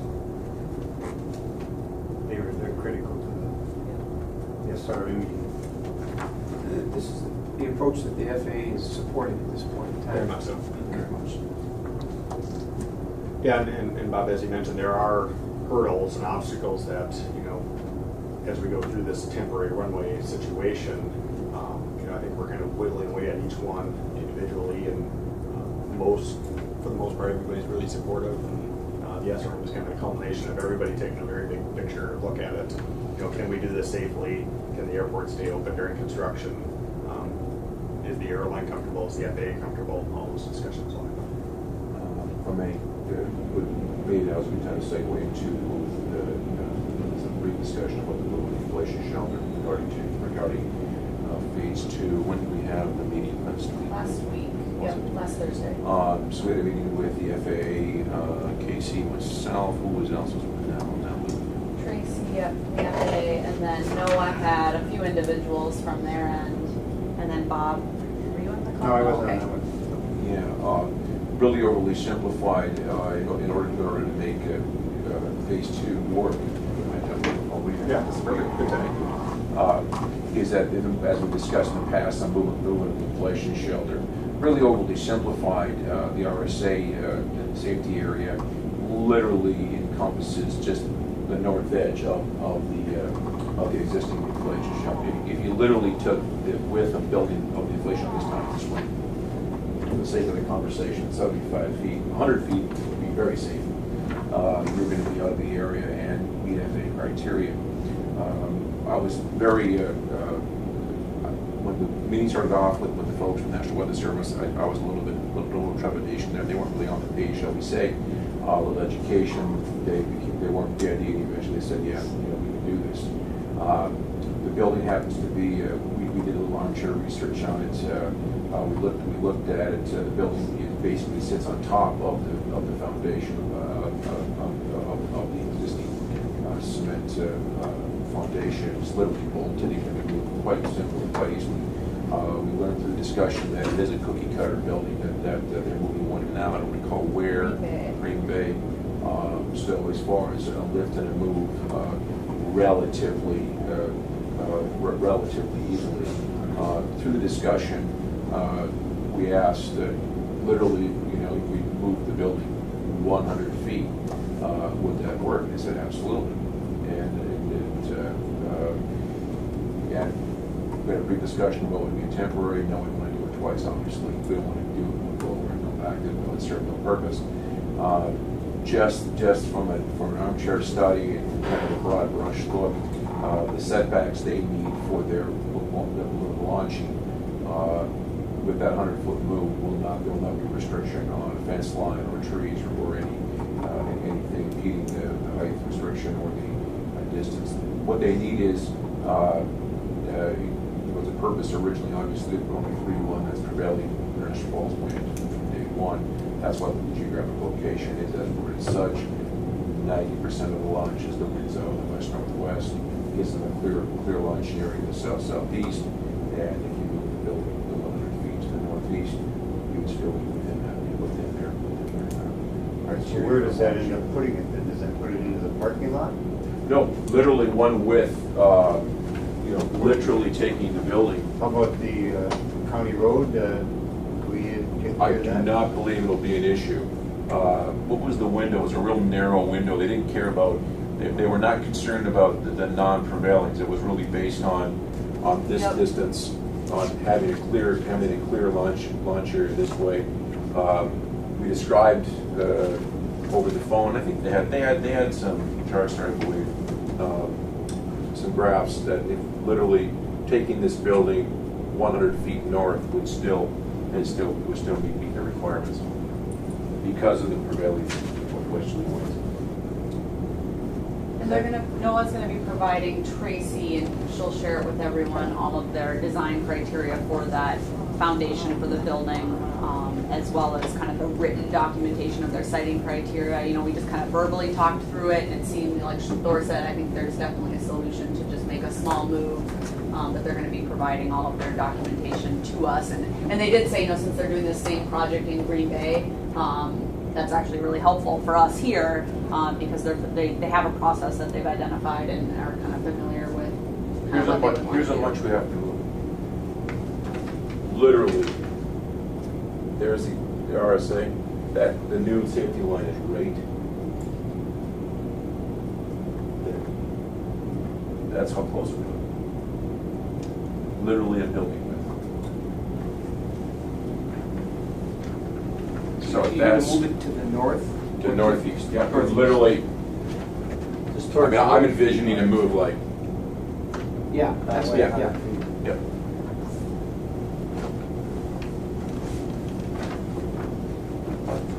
But that's part of the discussion, and in order to make phase 2 work, the building has to be moved. And they were supportive. We talked about our timeline needs in order to tie it in with phase 2 and get the building moved prior to phase 3. And they were, supportive and thought that timeline would work for them with what they need to do in order to get the building, ready to move and get through everything on their end as far as the process. It sounded like they were interested in having, the airport build, the foundation of the concrete pad. but it almost sounded, I don't know, Thor, maybe you can chime in too, but that they wanted to do the move, a lot of the move themselves. They do all the wiring and conduit and everything with their own labor, and take care of all that. So it's appeared in the conversation there may not be a cost for any of that part of the move. That certainly was my takeaway from it. That would be great, and that's a big part of it.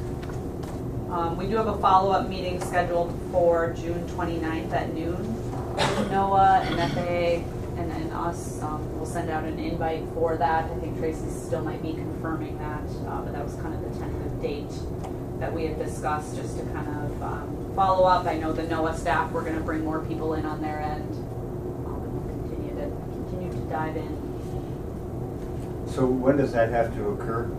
We would need it done prior to phase 3 starting construction. So I think we're kind of envisioning that it would occur during phase 2, during So the probably tax during the summer of 2020? Yep. And they can obviously make sense, but they did, indicate they need all of the work to be done in summer months. They didn't want to do anything really in fall, winter, spring. They never commit to them until the very end. All right, so more on phase 2, Sean? Nothing really more on phase 2. Like I said. Design time on phase 2? So phase 2 then, we would most likely look for a design contract in 2019. And then we would bid it in 2019, get our bids and construction contract, and we'd have a discretionary grant request next year about the same time frame for construction either in the fall of 2019 or most likely probably 2020 for the taxiway work.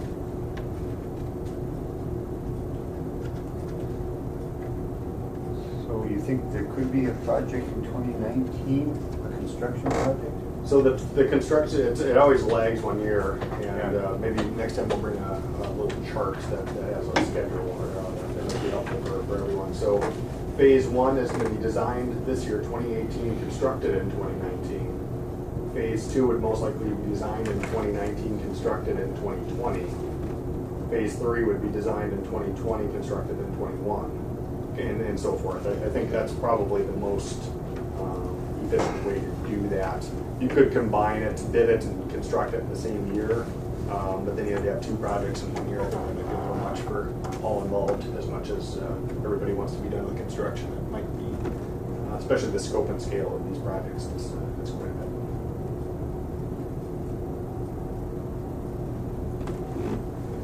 Questions on phase 2 then? And so that's about, what, 77,000 feet of work there on that taxiway? It is, yeah, it's the full length, so 7,400 feet, and it is a considerable amount of work because, like we mentioned before, you have 60 feet now, but we're going to reduce it to 50 and then put in the shoulders. There'll be a lighting component, working into all the connectors. They'll be completed. Last month we talked about the relocation of connectors. That'll be a portion of the project. Considerable amount of work. And we're also including in that taxiway phase currently the apron expansion. There is a potential to use bonding for some of that, but we also want to be chasing, the FAA money. And at this point, the FAA appears, supportive of that if there's enough discretionary dollars. But by doing that expansion with the taxiway project, that allows for additional parking area during when the taxiway is used as a temporary runway. We're going to lose the availability of some of the apron space, so that'll help kind of alleviate some of the congestion during that temporary runway condition. Mr. Chair, so we're going to, when we're done with that taxiway construction and we build the new runway, is there going to be additional costs to go back and take lighting, et cetera, out of the taxiway section? I think it'll be all wrapped into the runway project, depending on if we put it in phase 2 or phase 3. But yes, you'll paint, initially you're going to paint a taxiway markings on and light it as a taxiway at the end of phase 2. But prior to phase 3, you want to put in runway lighting and runway marking, and then you're going to construct phase 3 and then open that runway and then go back and remove the painting and remove the lighting. So there's a phasing element there, but it'll be wrapped in either phase 2 or phase 3 as part of those contracts. I'm assuming. Just Sean, whereabouts in phase 2 is the aircraft going to be able to turn? Is it going to be wide enough? Is there going to be some expansion for them to turn? Initial discussions with SkyWest, that's the one aircraft I think we've modeled that I think would be a valid discussion with Thor to make sure we're accounting for all users, but 100 feet wide pavement, SkyWest is able to make that turn. We would consider maybe doing a little bit of temporary pavement to make a turnaround or a wider pavement. You're going to have to do it on both each ends. And as part of the runway project, so the taxiway is 90 feet wide. So, with the pavement marking and the lighting, there's also an additional 5 feet. We have to get to 100 feet. That's the magic number for the width for commercial service operations. So, similar to that, if there's a turnaround we need to do, we got to add that 5 feet either side of the. So essentially, about 25 foot. I think on a 1-3 approach, they'll be able to stop in time. Maybe. Some do. I think bridge expansion turns out to be a fairly large component. It's a lot. It's huge. The other thing I think is a great question that Wade had about the lighting is I'm assuming that what we do is that even though we're required to have taxiway lighting at the end of the whole project, obviously, or phase 2/phase 3.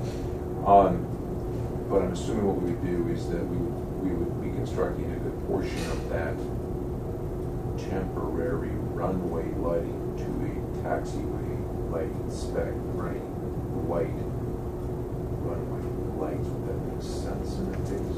It would, and I think that's whether we use we need the 100 feet of pavement, and the lighting on the taxiway, the lighting cams are going to be approximately 70 feet apart. We'd have to work with our electrical team to coordinate this, but I would envision that we would just have stake-mounted lights on the edge of the pavement. You probably have above-ground conduit because it's only 75 days. Right. So you wouldn't bury anything. You would just have, Totally. as long as the electrical could sign off on any sort of conduits and stuff.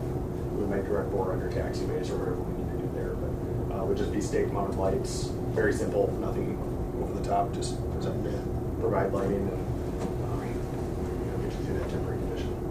And part of that runway lighting too, temporary runway lighting in phase 2 would be that because it's a non-precision situation, you don't need step lighting, you don't need the approach lines, except they can be at a power setting. I think Casey, SkyWest mentioned they wanted hurls, right? The high intensity. Yeah, SkyWest said they would not do night operations with only medium intensity runway lights, which is what these would be. They're doing obviously daytime schedule now, so I mean it shouldn't have any impact to them, but they just did say they likely would prohibit night operations during this temporary runway condition. Probably mostly due to the lighting, but maybe due to some other concerns as well, just with the temporary conditions. But regardless of, even in daytime operations, the use of lights does, provide some, situational awareness and pick out the runway, especially in kind of a temporary situation where, an unfamiliar pilot may not be expecting to see the runway on, what also looks like a taxiway. So it helps the runway kind of stand out a little bit, even in daytime conditions. Okay, now, the most important piece here is the local share, which in phase 2 you're showing to be about 800,000. And so, if construction was to even happen in the fall of 2019, that would mean that next fall we might need to have 800,000 available. But it's most likely it's going to be 2020. Correct. And so, and that doesn't include participation by MnDOT, that 800,000. So if MnDOT came in with 2.5% on that piece of it, then this would be about half of that? Correct. Yeah, MnDOT currently has restrictions, their funding plan and proration max out at $200,000. Yep. So I think it would be a good discussion with MnDOT this afternoon on, first of all, your need. I think this might be one of the first times Cassandra is going to be hearing about all the things you have going on. It'll be a good time for you to advocate for your projects. Then there will be some work on MnDOT's end to support your projects more than the $200,000 that they're capped at right now. So, and whether that's bonding, whether that's, you know, something that the state airports fund can do, you know, that's obviously in MnDOT's court and their level of support. And depending on how MnDOT, or not MnDOT, how FAA chooses to allocate that special appropriation that they have, that $1 billion, the money that they give to general aviation airports in that pot of money is actually 100% FAA funding. So it's a really great opportunity for the small rural general aviation airports. So, you know, I don't know what, it's a good question for Lindsay, you know, what their plans are for that money. But I anticipate some of it would go to a GA airport in Minnesota, you know, some of the Minnesota's pot of the money. And one thing, you know, that might be worth conversation with MnDOT, you know, that's going to a project that MnDOT probably was anticipating contributing, you know, a local share to, or a portion, you know, their 5%, because it's a 10% match for those other airports. So MnDOT may have been planning 5% on that. So, you know, a question you may consider asking is, what's MnDOT doing with that money that they maybe now don't need to contribute to a large general aviation project in the state, if that is happening. So, you know, potentially that could free up some money.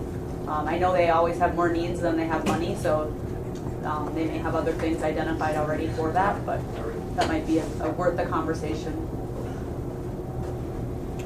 Well, the sooner we know the local share, the better, so Ken Anderson can fund this. Big lots coming out of the pocket. I think what the final amount is going to be is what we're going to need, because we're going to need some lead time on this to get it together. Well, yeah, we need some figures for this year's budget process, and then continuing in the next few years. So hopefully we can have some discussion with Cassandra or where we need to go. If they want us to be seeking bonding dollars, or they're going to be seeking some dollars for projects. Or where the general aviation money is going to go. I mean, what we're looking for in phase 2 is about 200,000 more from MnDOT than what they normally put in. Because they would normally put in 200,000 in a given year on a project. We're looking at 400,000 from them. Am I tracking okay here? Yes. Okay. And then our share would be down to 400,000. Well, but I mean, to Casey's point, you know, even that rural airport money, is that something, you know, is there any chance we could get some help there too? I don't know. I think the legislation had a restriction that commercial service airports don't get the 100%. I know there were some hopeful people at the ADO, and when the FAA was kind of weeding through the legislation, hoping that it would be 100% for everybody, but unfortunately, it's just the regular funding rates for commercial service. Does that, if I could, Mr. Chair, does our, I mean, there's only what, four airports in Minnesota that have international status, right? That's correct. And does it help us at all that we're one of those four? Does it make a difference?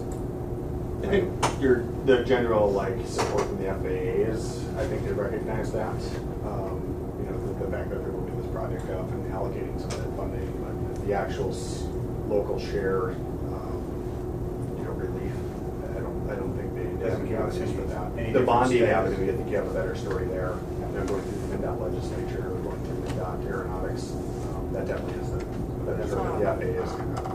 Okay, thanks.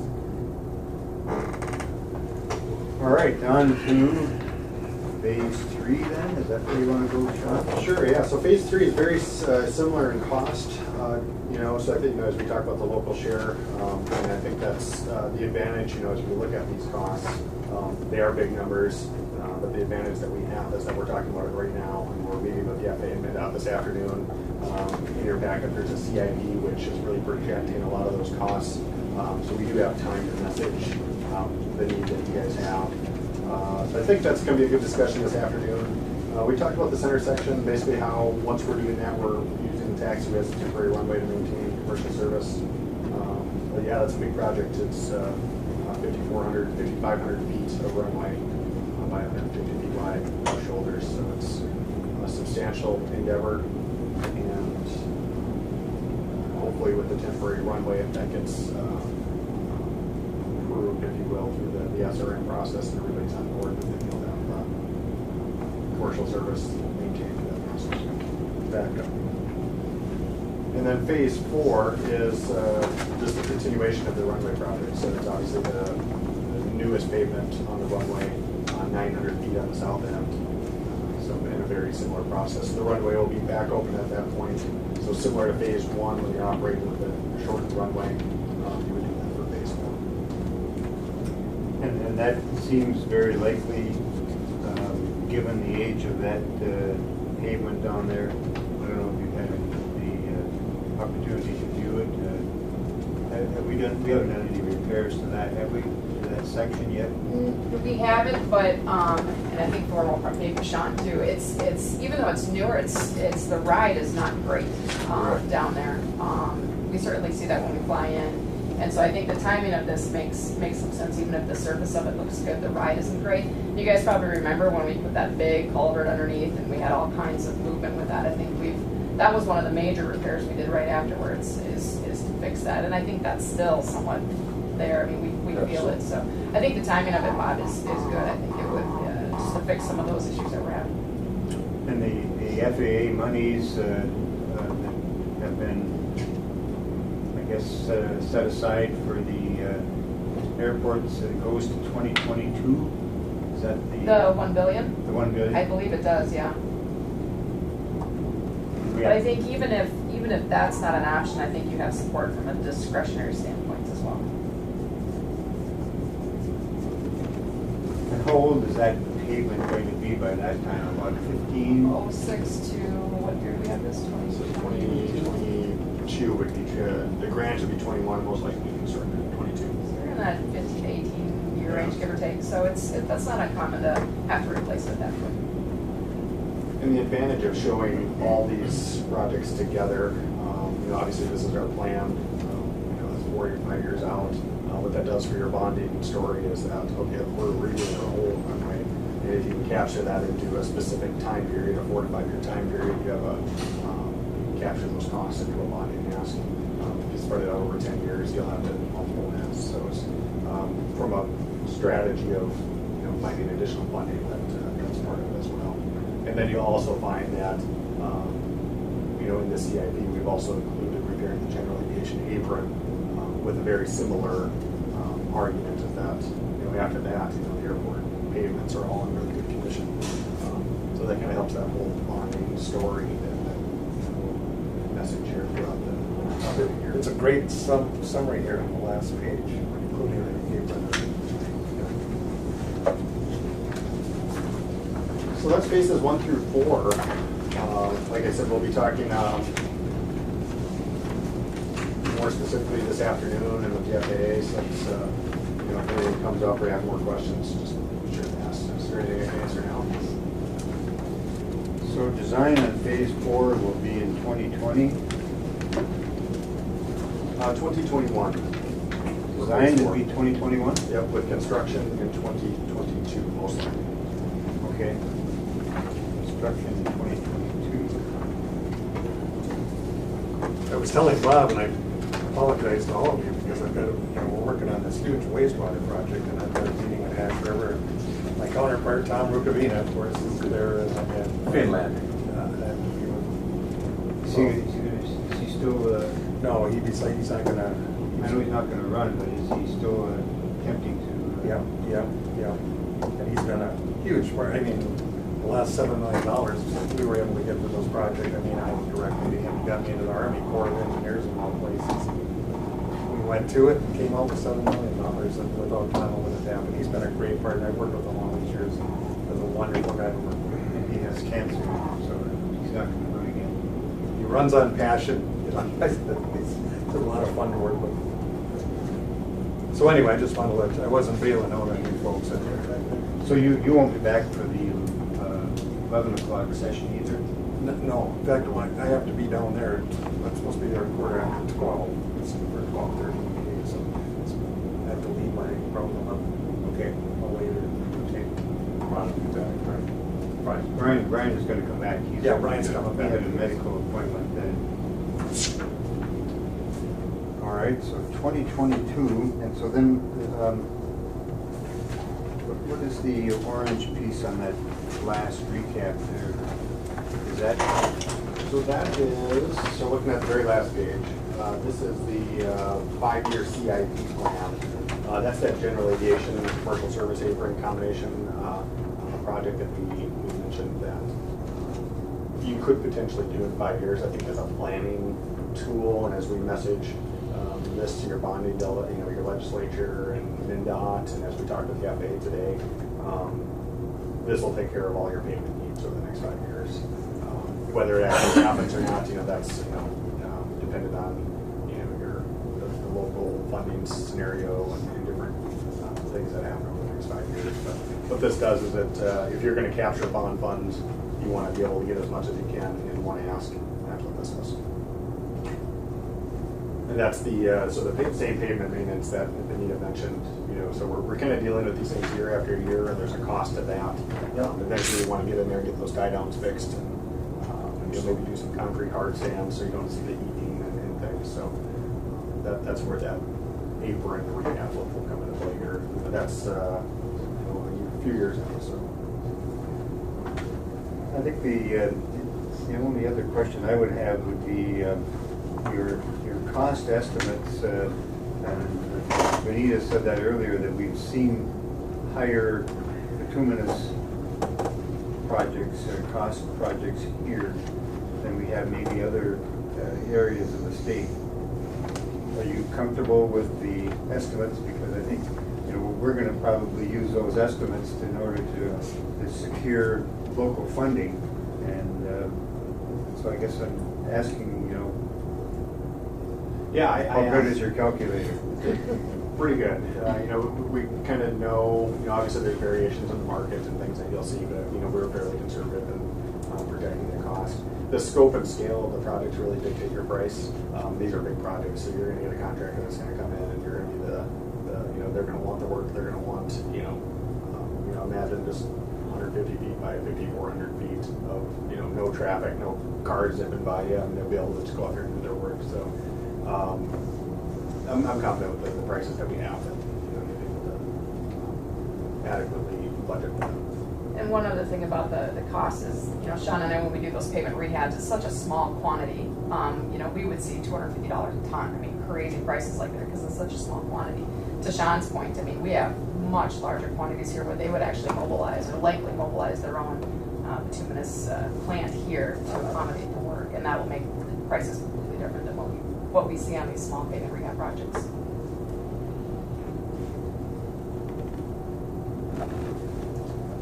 Any other questions by anyone?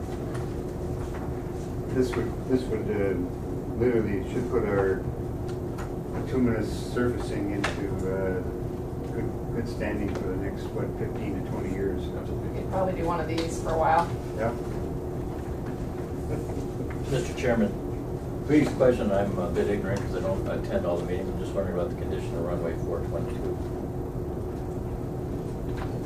Yeah, I can answer that. It's one of the older pavements. I'm not sure when it was last reconstructed. Surprisingly, that one has held up really well. We see a lot of, the panels have been cut, or the joint sections have been cut. So we see some movement on those. We've been sealing up between the joints. Given the usage that we have with it, it's actually serviceable, and I think I've projected to be serviceable for about 5 years. I think eventually we'll have to address it. Yeah. Right now It's a great question. I think that's very accurate. At least 5 years before any major repair needs. What is interesting, and Bob had kind of planted a seed in the brain a month or two ago at one of these meetings about the actual usage of that runway.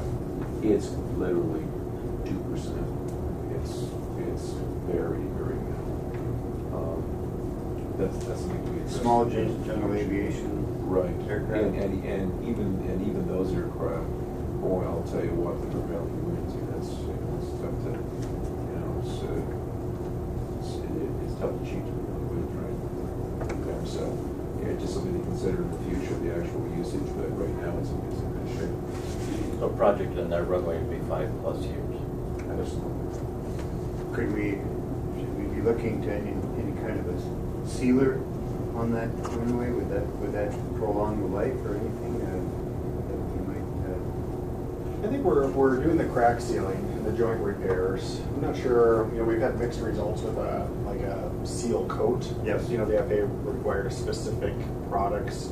A lot of times you end up with a fine aggregate, and then that eats up tires and causes VOD problems. The debris gets everywhere. We've seen, in some instances, more complaints than good that comes out of it. So I don't know if I would recommend that. The crack sealing seems to be the best thing, is just kind of sealing up those cracks, keeping the water out of the subgrade, and prolonging the vehicles. Please. But I think to Ken's point, and he raises a good one, we're looking at a 5-year projection here. And 5 years is when 422 is going to need work, so it will continue. So there's probably going to be a need for some continuous open share here. Good, very good. So Sean, you're going to put together a local share or some kind of financing piece? Yeah, and we do have a discussion. We can look at the complex spreadsheet here towards the end of the packet before the drawing. There's The draft CIP? Yep, the draft CIP. So this highlights a lot of those questions. There's a lot of information that we use to message to the FAA mainly, just so they can identify their costs and what the numbers they're looking for. But there is the local funding column, which I think will help you out quite a bit. So you can look at just for the first column or the first row under the engineering and construction for 2018. We have our annual pavement rehabilitation, we have our design, and then we have our construction amount. And then you can go over and see their costs or their projected costs and the proration that comes with them that we're expecting, and then where the money is coming from. So you have an entitlement funding source, you have an FAA discretionary funding source. So both that is from the FAA. We have the state funding source, so that's that local match, that 5%. And that's what we're anticipating from MnDOT. And then the resulting number would be your local share. And then the remaining columns, so we have just funding comments, we have an opportunity to see if there's additional sources of funding. In some cases, we borrow entitlement, so we track that there. And then your entitlement balance is you're given that $1 million from the FAA to spend on entitlement projects. In some cases, you would run a balance on that, but given your size of your projects, you're going to zero that out every year with discretionary asks. So you won't see anything in that column. But if you go down, so you can see, there's the snow removal equipment that we'll discuss here in a moment. And then going to 2019, we have phase 2, phase 3, and so forth. So this will give you a pretty good idea of that initial local share contribution over the next 5 years. If I can add, maybe Sean too. So we developed this CIP for our conversation today with MnDOT and FAA. So from kind of a strategy perspective, we did put in the MnDOT share, contributing half of your local share in this spreadsheet to kind of be part of what we're presenting to MnDOT, on your preferred funding plan from them. In the memo that Sean went through, we're more conservative and, gave you the number if MnDOT didn't contribute. So just keep in mind, you'll see those differences in the packet. So this spreadsheet includes MnDOT paying half of the local share, so that we can kind of propose that to them today and get their feedback. And then I guess a question for Thor now, and if you look at the very last year of the CIP, we have the air rescue firefighting vehicle, and seems to me that our discussion a year ago in Mankato on that Andy kind of thought we were on, from the FAA, kind of thought we were on borrowed time already.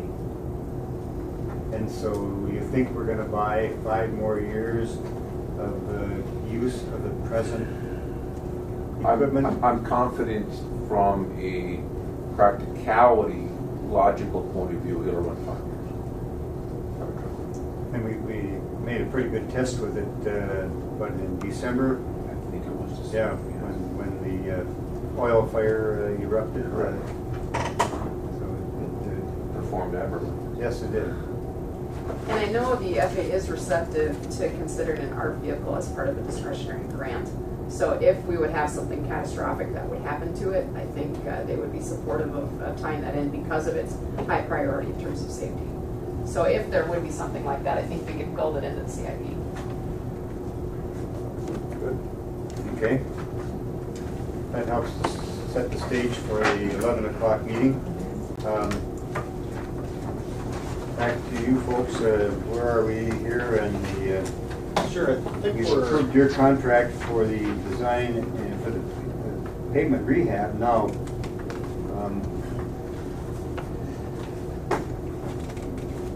we have the contract proposal for the Phase 1 runway reconstruction. sure, so maybe I'll jump down to item 3, and that talks about our different grants. And if we run through that, I think we'll capture all the discussion items that are on the agenda. So the entitlement grants are on the page 2 of our memo. So we talked about grants and schedules. Consultant selection was completed last month, and now we're off and running on the pavement maintenance project, which Nita presented just a moment ago. The red items, we just kind of put that in there to cue us in to make sure we get council action or commission action, so to make sure that we're tracking on those. So I think the pavement maintenance project, we're set. The runway reconstruction design, we'll see a lot of these items again with the FAA discussion this afternoon as part of the project meeting. But we've completed the CADX. We're tracking to submit a sign and parking plan and a safety plan by the end of this week or the next week. The next item is probably the independent fee evaluation, which is a process that the FAA requires for contracts, for larger contracts. And what we do is we submit our scope and fee to another consultant, and they take an independent look at it to make sure that it's within line. And I believe Kyra had some results on that. And Sean, they actually don't see our fee, they just see our scope. Yep. And then they develop the fee from a blank spreadsheet. So they look at it from their opinion, you know, what would it cost if our firm was doing this work? So that's how they evaluate, you know, how reasonable our fee is. And we used Becker Hoppy to consider what that scope or what that cost should be or design Correct. cost should be. Yep. And that was for Phase 1. Phase 1 design, and all we do is provide that information, and then they work directly with Kyra Right. from that point on, so we kind of stay out of it. So I think Kyra could probably speak to this. Yep, that's correct. I worked with Randy. He provided us with a letter here which states the fee range and everything, so. So on the Phase 1 design, if I understand based on typical wage rates, the consultant overhead rate, and 15% profit factor, we estimate the cost for the attachment A to be in the range of $246,000 to $301,000. I think they should let counties and cities evaluate that.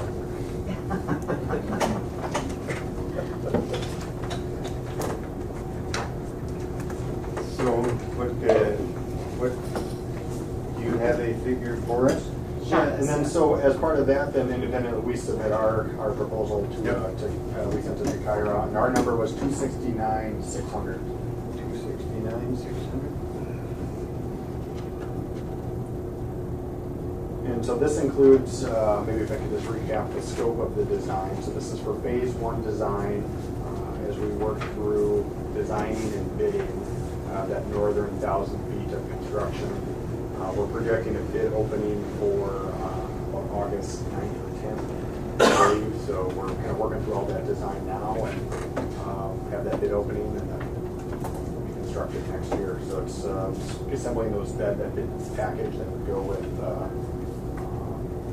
the contractors to bid the project. All right, so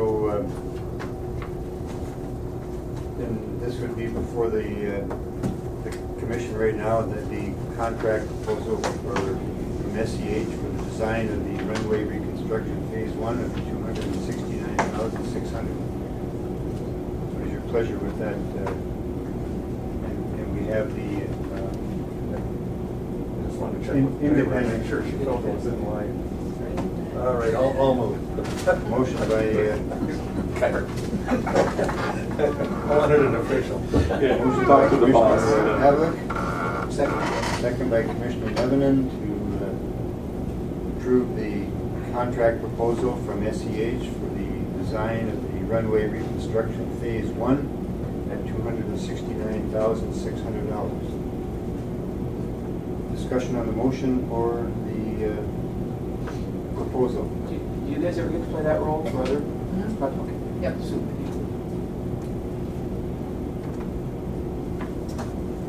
Hearing no further questions or discussion, all those in favor of the motion to approve the contract proposal with SEH signify by saying aye. Aye. Those opposed, same sign. Motion is carried. Contract is approved. Thank you. Thank you.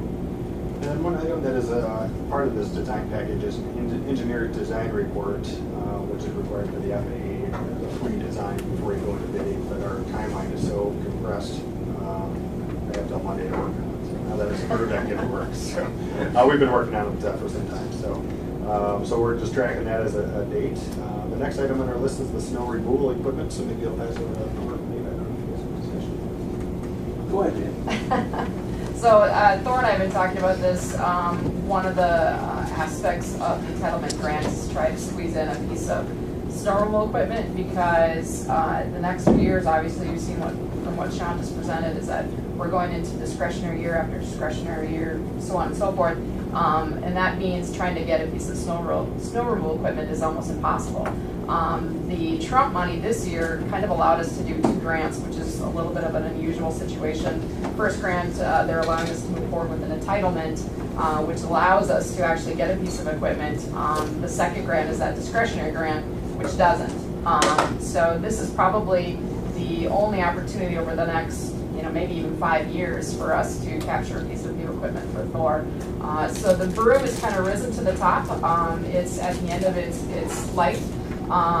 Thor is working out the state bid list and McLean, I believe, to get a piece of equipment that meets his requirements, the FAA requirements in terms of what color paint it has to be, the aviation radios that have to be, INL emblem on the outside, those kind of things. So we need to probably get all that wrapped up by the end of the month to fit in with this entitlement grant process.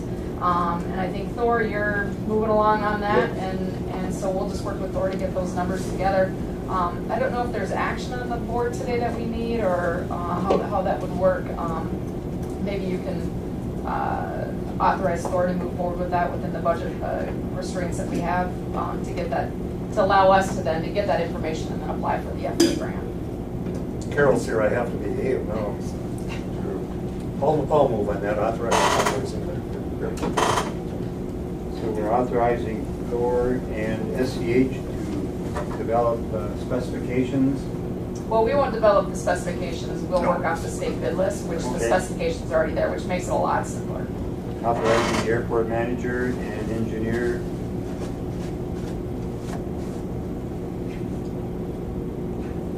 to secure information. Yep, the costs associated with the information on the equipment. I view it as taking advantage of an opportunity that normally not here. I'll second that. Thank you. Okay, we have a motion by Commissioner Pavlik, second by Commissioner Briggs.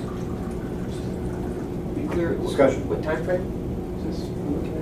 We will actually submit this as part of this initial entitlement grant. So when Sean was talking about the pavement maintenance project, it's going to be submitted as part of that. So we'll try to get everything wrapped up by the end of the month. I believe that the deadline for the FAA to receive it is early July? July 3rd. July 3rd.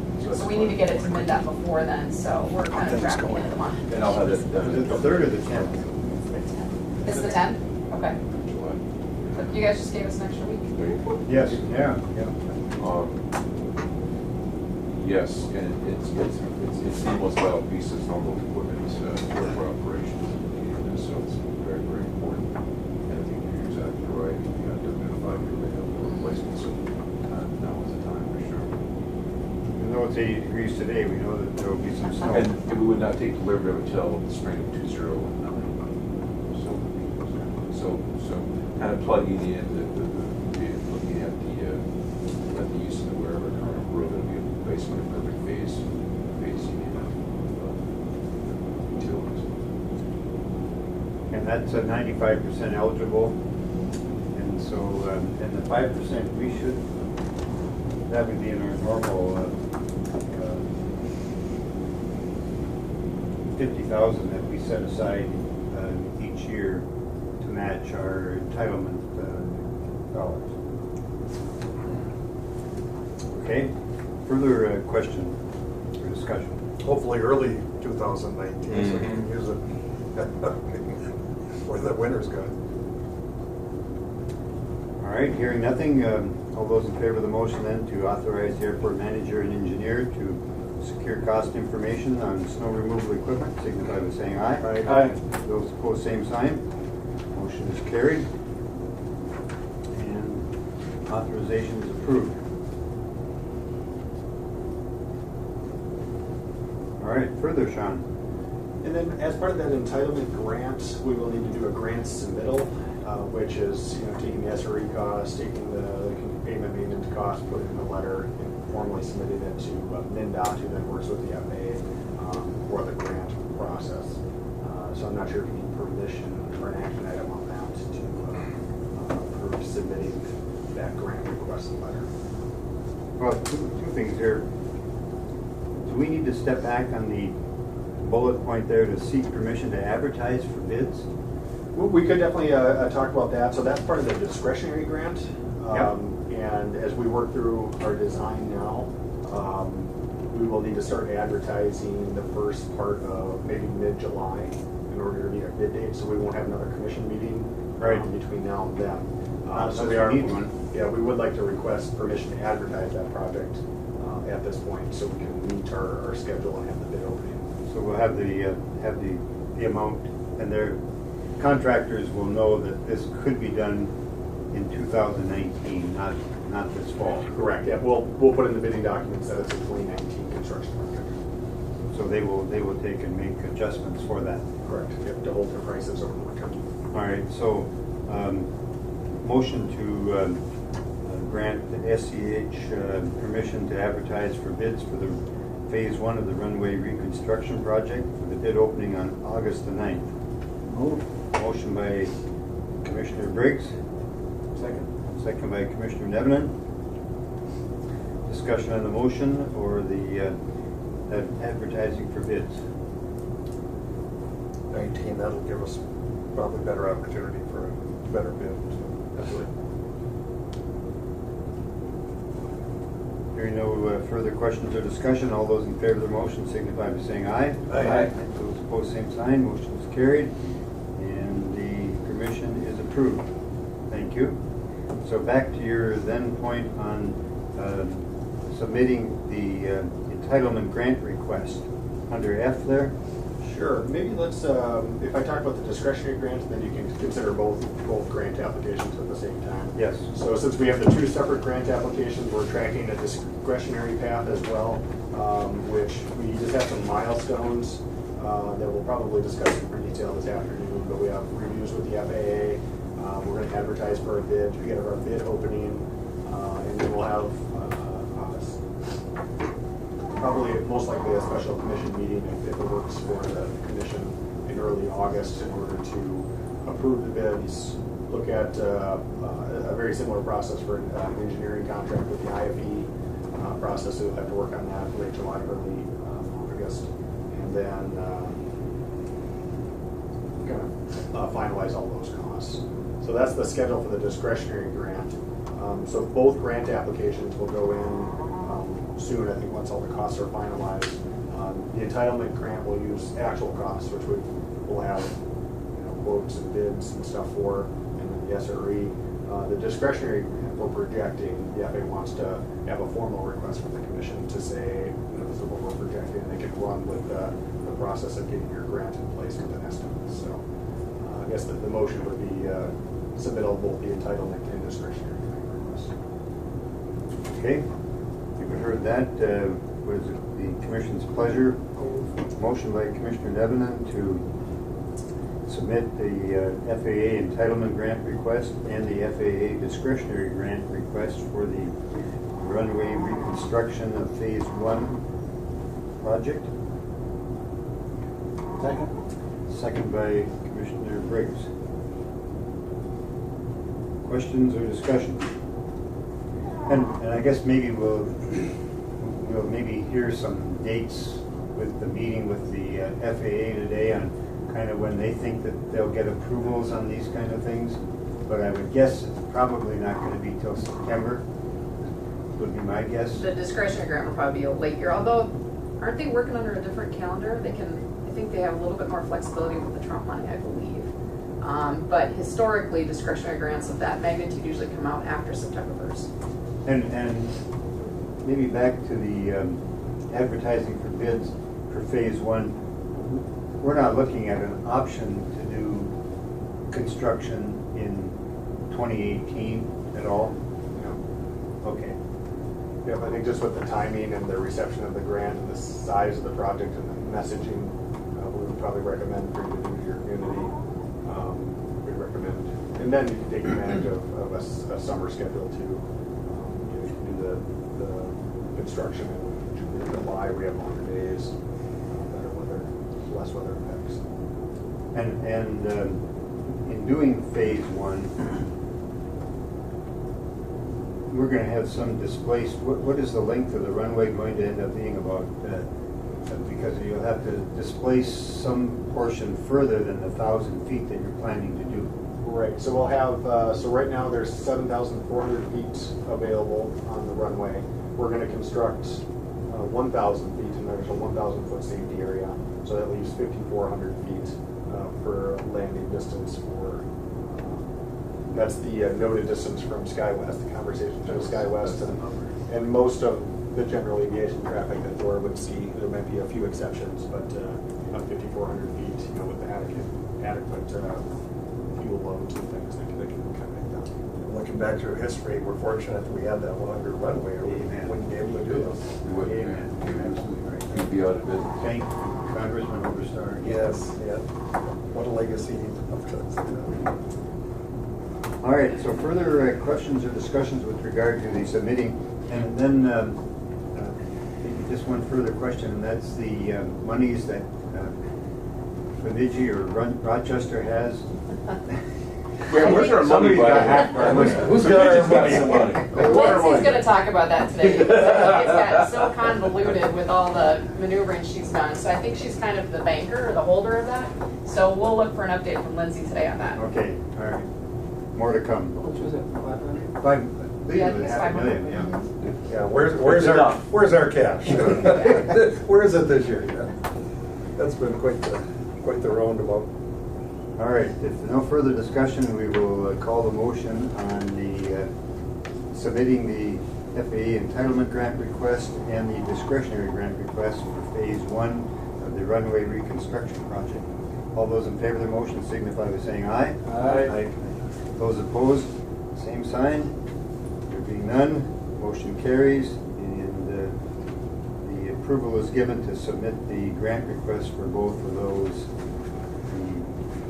the entitlement monies and discretionary monies.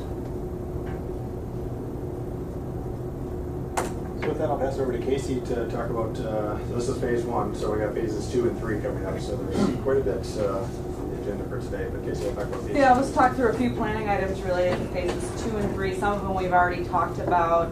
The first one there, is more related to the weather balloon facility and our conversation with NOAA. We had that meeting, as we talked about earlier, on the 14th, and then a follow-up meeting scheduled for the 29th.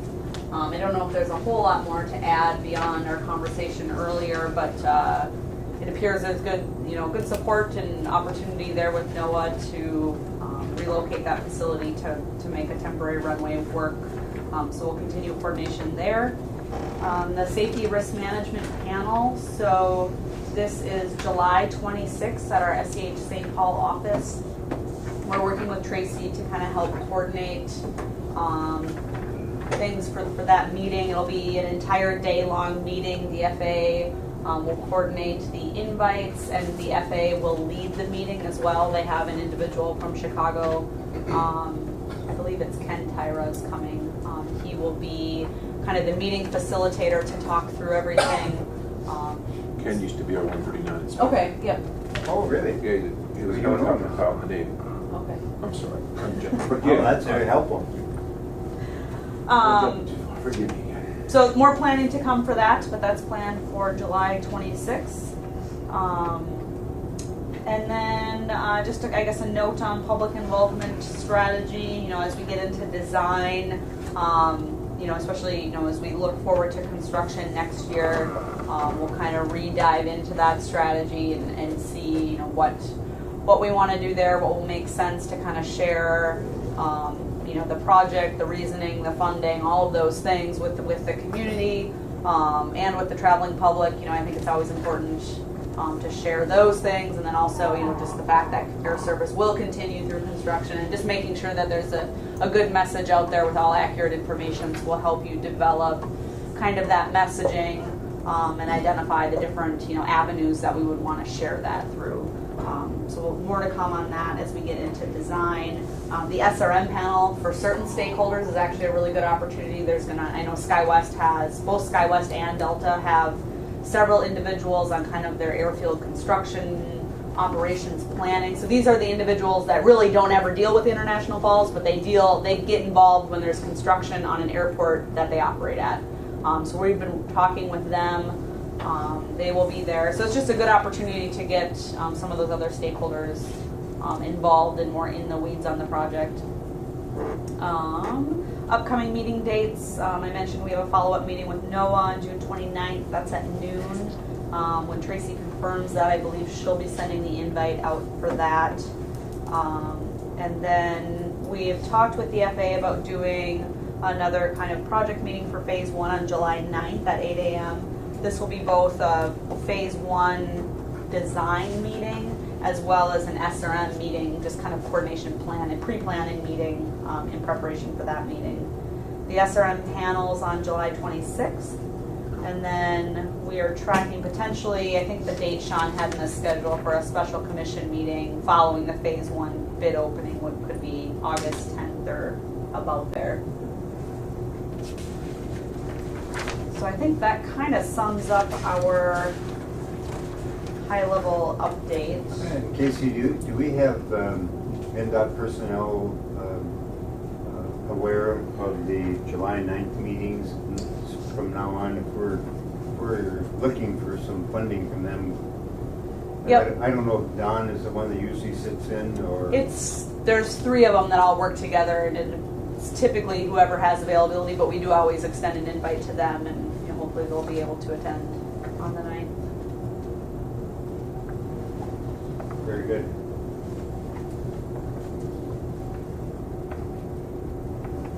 I guess with that, we'll leave it open if there's any other questions. And I guess to the August 10th special meeting of the commission, I know we had noted that previously, and was there a time? That was a Friday. We're available for whatever works for the commissions. It's being really nice today. Yeah. Do you want to do like 9 o'clock or something? That's fine with me, whatever. Actually, we want to work with you too. Yeah.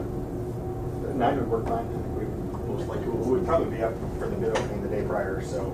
Oh, So you can be here anyway. Then. Yeah, it'd be overnight. So You want it earlier? Yeah, it wouldn't matter one way or the other for us. Yeah, whatever you guys want.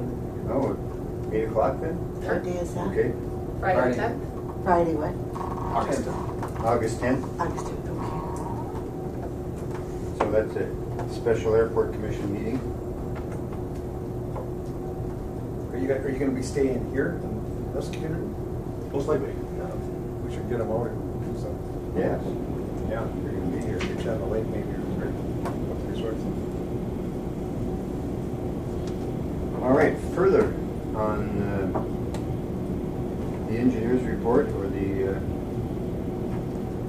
runway reconstruction project. That's all I have. That's enough. That's enough for one day. Get all the papers. Good thing these only happen about every 20 years. Yes. just to warn you, we still have the CIP meeting. Yes, oh yeah, I know, we got to save enough energy for that. Ken, did you have any further questions? I don't. I would like to say how We're wonderful, wondering how we're gonna pay for all this. how wonderful the SCH has been in putting all this together. This has been just a terrific effort. This is so huge for the airport and for the county and this whole area, making and keeping that airport open. Can't say enough. So, all right, that takes us through the engineer's report. Thank you for that. We don't have anything scheduled under school business. New business, we're going to approve the lunch. We took care of lunch for the group here. FA and MnDOT, I shouldn't say we, Casey's been handling all this. So we've got all the orders and everything. We wanted to make sure that Copy Landing was prepared for about 20 different lunches. So everything should be good. I'll be running over there about 10:45 to bring it back. So the airport commission is paying you then. We can take care of it. SCH is going to treat Yep, today? it's our treat. Veneers credit Yep. Well, then we don't You need can- to. Oh, you can hey. strike that. We'll take that back. Well, thank you. Yeah, absolutely. We will then move to the manager's report. Yes, Dora? I covered most of what I needed to share during the meeting. Again, I can't say enough how helpful the weather bureau boss, David Leach, I just truly came to the plate. The poor young man, look on his face. It wasn't countable at the time, I promised, but it was like, oh. And it was like one of those things where the lines had been severed, and like they were gone. They were non-existent, right? So that was, I got to give credit. And again, credit to Ted Bill was extraordinary. So I can't say that. Other than that, just enjoying the beautiful weather. It's snowing, it's not raining. Last weekend, I had the privilege of my wife and I, and my brother and his wife at Fagans at the Granite Falls to their air show honoring the veterans, and that was wonderful because they spent a fortune bringing in all these World War II age folks and little WW2 heroes. So it was wonderful. We were blessed to be there and involved. So a lot of fun. Enjoyed the time together, and the weather forecast was horrific. And level 29 thunderstorms and hail and tornado, and literally the day we had a little rain in the morning, and all day long, every cell and every roll of cloud and every piece of electricity went around the airport. It was really great. So feel pretty fortunate about that. Other than that, on another sidebar, if I may throw this into the mix, I see that El Capitan Trapper Lassard is throwing his hat in the ring. We want to be the Attorney General of the state of Minnesota against Mr. Elson, which I find very interesting. The article kind of cued me there is that by Minnesota statute, you do not have to have a degree in law to be, which is kind of cool. So I wish him luck. It's fascinating. It'll be headlines. I promise you that. No, yeah, if it was to prevail, that would be Yeah. Never count the old trapper out. Oh, my goodness, it's amazing. So other than that, no, thank you, everyone. There's a lot of work, very good work here at Kings Up by SDH. The energy he has, it's amazing. Yes, yeah. Please. There was an incident over the weekend, Thor, that, again, it goes on. Oh, no, yeah. Well, but Go ahead, no, please, because that's a good question, good, yeah. because locals are calling me, because Sure. I'm on the commission, thinking that I know everything that's going on. Of course. Anderson's, and of course I don't. Of course. But it was prompted by sightings of a C-130 flying very low over Rainy Lake in circle patterns and then leaving. Right. With no markings, or the markings, they didn't know what it was. Exactly. So of course the rumor mill gets started and conjecture and Yeah. Thank you for find out that it was Yeah. actually a search and rescue operation. Absolutely fair. In need of a rescue. Right. Thank you. Really, thank you. That's a good point. Really, only simplified, what happens is on the currency located transmitter grids for North America, and if in this immediate locale, if there is an emergency located transmitter that goes off, or EPR, which phase of that. Then what happens is step A is that the Canadians get scrambled out of Manitoba and Winnipeg. They come over with the C-130 Hurricane and track the signal. Okay. So starting Saturday morning, the local folks on the east end, the South Shore of Green Lake, were treated to a Canadian C-130 Hercules doing racetracks looking for the signal. Okay. I'm in Granite Falls, so I get the call, et cetera, et cetera, et cetera. I'm talking with these folks, and the signal's intermittent, and they still can't find it, et cetera. It goes all the way until Monday morning, okay? And in the meantime, there was even a nighttime flight that late Sunday night, and the report was from the Canadian crew seeing the hurt. They said they were looking out the window. They were looking at a de Havilland otter, a yellow de Havilland otter, at a dock on the south shore of Running Lake. It's an American signal. Now, not to get too far in the weeds here because it's complex, but okay, here it is. The technology on board this aircraft that was sending the signal is an adequate system that will be phased out next year in VFA regulation. Okay, so this aircraft was putting out an ELT signal, which is not that easy to track down. You have to have an aircraft with specific tracking equipment to get to it. The new style of ELT is EPIRBs, E-gates, etc. They're just like the ones that the technology that you can buy for $39.95 at Cabela's for the backpacker or the marine side, what have you, is that once you click it and it goes off, it's sending a signal. It's literally telling, it's coordinating with the GPS system and right down to the millimeter. It's going to find you. And when you have the new style you put this new style of EPIRB in your aircraft, there's a specific N number to it, there's a serial number to it, there's every piece of data is literally connected to the signal, and they literally know, okay, this is XYZ EPIRB system. This aircraft, which through some events, some helpful local folks, had the older technology, so they were not sure specifically where the aircraft was. Retrospectively, the crew looking at the aircraft at night, late evening, early darkness, they look at the aircraft, it's a yellow Piper Cub that floats into their eyes at that speed in those darkness conditions. They think it's a larger aircraft. It was a problem. But of course what happens is because of the inaccuracy of the signal, then you talk with all the Canadian operators, you talk to all the Canadian folks who have an aircraft, and Americans, and try to narrow it down. By Monday morning, the Canadian Armed Forces and the American FAA and the American Coast Guard and the American Air Force all at that point are going, okay guys, listen, we're going to send up some more support teams and we have to get this resolved, which obviously they have to, because it's a credible situation, but they can't take it for granted because they haven't verified it. So by Monday morning, at the sake of the conversation, I was on the 10:30, I guess, that they resolved it and got it turned off, and all the red lights went down. So that's what happened. So when you had someone who accidentally triggered it? Yes. What happens, frankly, is on a rare occasion they'll go off on their own. The older ones would go off when the battery power got to a lower standard, sometimes corrosion, etc.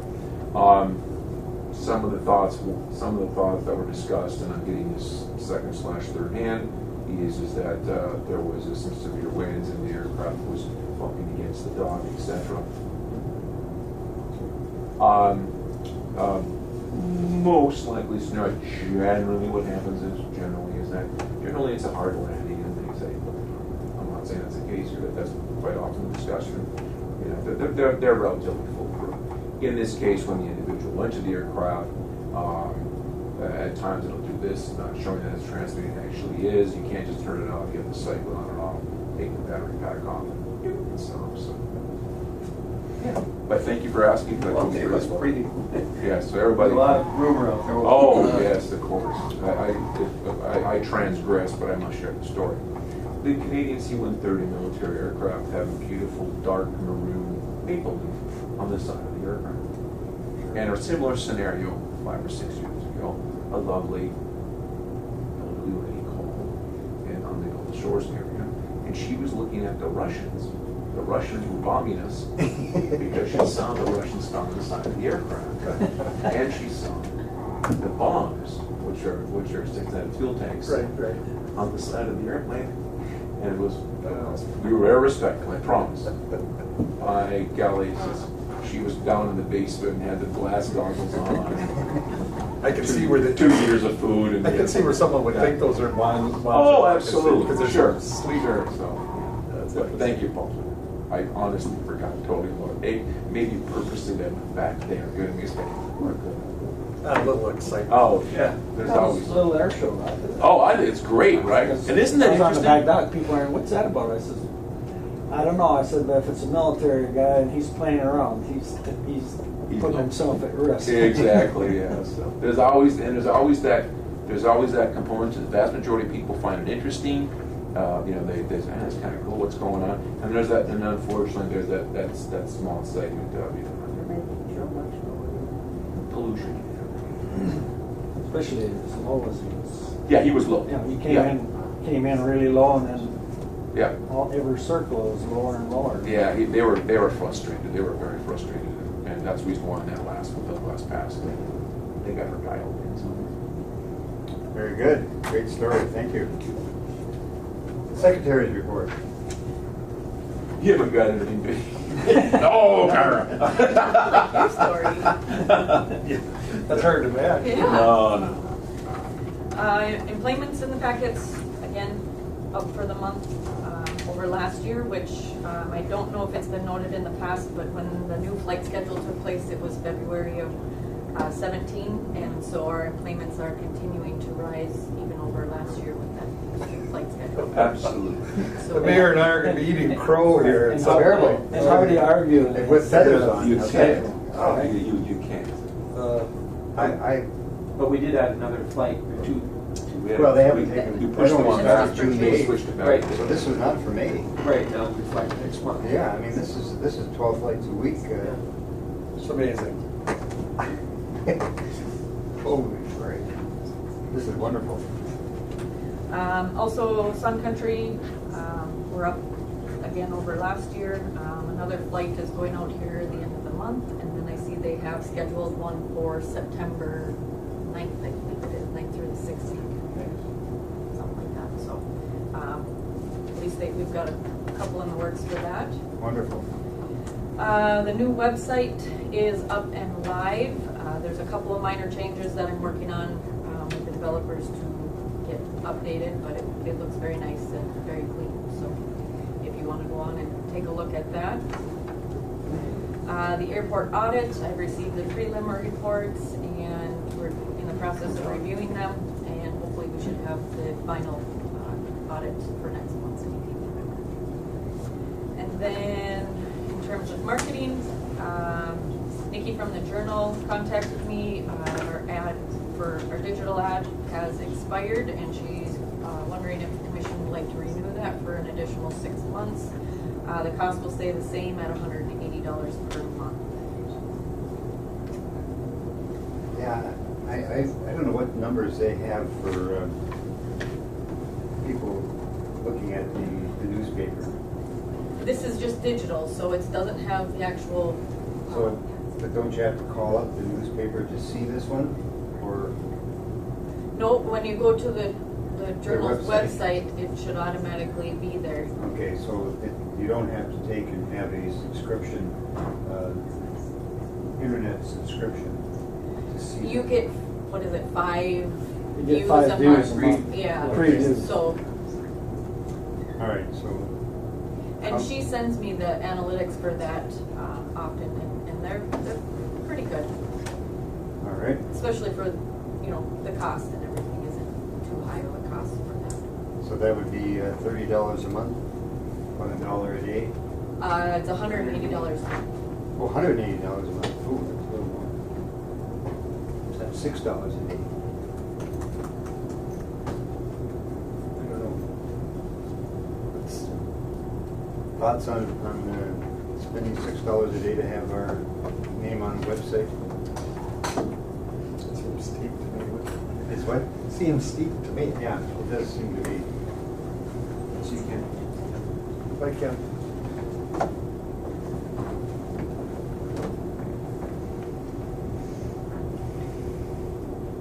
this would be from, what, July 1st?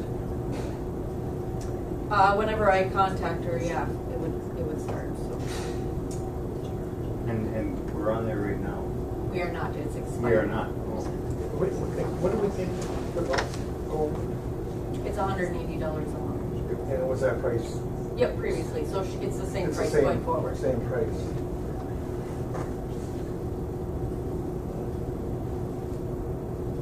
You think it's been worthwhile, any feeling in that? It's hard to judge something like that, how much. Yeah, the It is, return I on mean, the investment. the analytics are good, but, you know, mostly locals are reading it. Locals already know about the airport Right. and that sort of stuff, so, you know, it's hard to say that piece of it. But we're not in the newspaper and all that. No, we are not.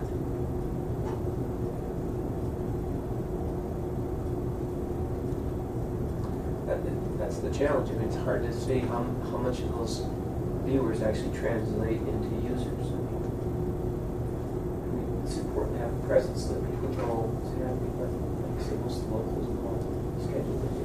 I don't know how much traffic that does drive to our website, what the internet. And I wonder if we might take the $180 and put an ad in the newspaper about the flights, especially coming up in September, you know, for Sun Country, and make sure that we keep that full so that we, I think maybe running an ad in July and August, $180 each would be as effective as putting it on this website. So I think Let's try let's that. not, yeah, take no action on that. Okay. Or can we authorize Kyra to put 2 ads in July and August newspapers to advertise the Sun Country September trip? I'll move on. Okay, motion by Commissioner Pavlik, Second. second by Commissioner Briggs to advertise the Sun Country flight in September. Makes a lot of sense. It'll be real interesting to see the parking goes up. Yeah. Question I have, because I've seen the ad in the paper for the flight coming up. Yes. Is that our ad or is that I think that's Laughlin? Laughlin. Laughlin. That's, So they're at doing They're in advertising too, advertising so- too now. I don't know if they'll do it in September, but Right. Typically, they don't advertise. they don't advertise. That's because you're trying to The fill a price tank. went down to $199, so I mean, including rooms, Well, that is unbelievable. that's a giveaway. Yeah. Does anyone know a contact for Sun Country that I could maybe contact to you communicate with those ads? I Or- think you need to just call Sun Country and, you know, they've got a new owner now in Minneapolis. And I think the other question is, It might be Don Laughlin that you have to call. yeah, you might have to, but I would call Sun Country anyway. One of the questions that I've been having from citizens is, can they get a seat assignment on the Sun Country? And it's, I guess it's just kind of first come, first served. And they'd like to have a seat assignment ahead of time. Well, yeah, and couples want to sit together, they don't want Yes. to be spread out across the. And they do get it in Laughlin, but they don't get it here.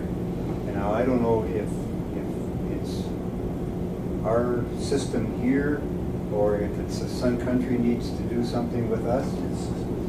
Sun Country's got to do something with us. But you folks assign the seats, don't you?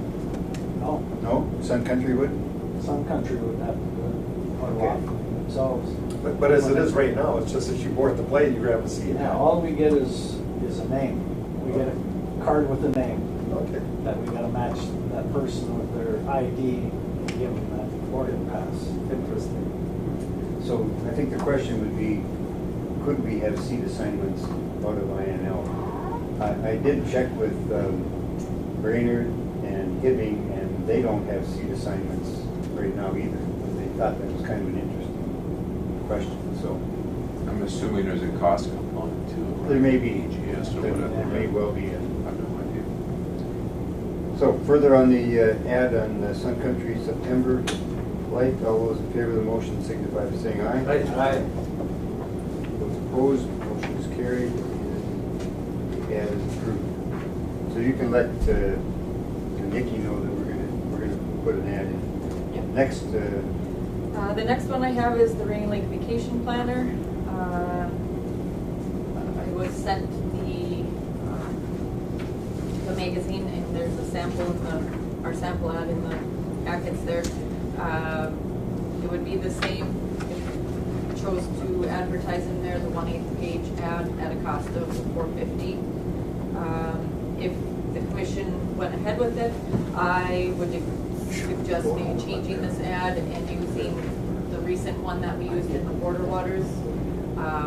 Depending upon text-wise, if it doesn't get too small, that's the one I would recommend using, so. And we do have this advertisement in the budget already.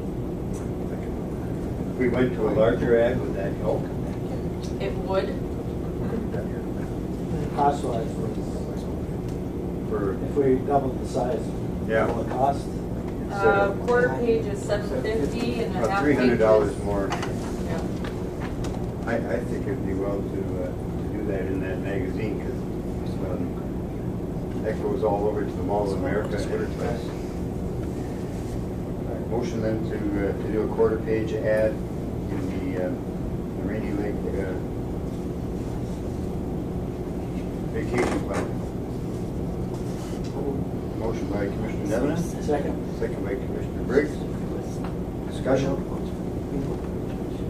All those in favor of the motion signify by saying aye. Aye. Those opposed, same sign. Motion is carried. Approve the quarter page ad for the Rainy Lake vacation plan. Further, Then I was contacted by Bearskin Airlines. We have advertised in their magazine in the past, which goes in the back of the seats of the airline seats. The last ad we did was a 1/6 page ad. That was in the winter magazine. I have attached their pricing, which is in Canadian funds. He was getting me pricing for US funds, but I haven't received that yet. So if the commission would like to do another ad in their magazine. do we have that budgeted? It is not in this budget here, but there are funds in the budget that are available.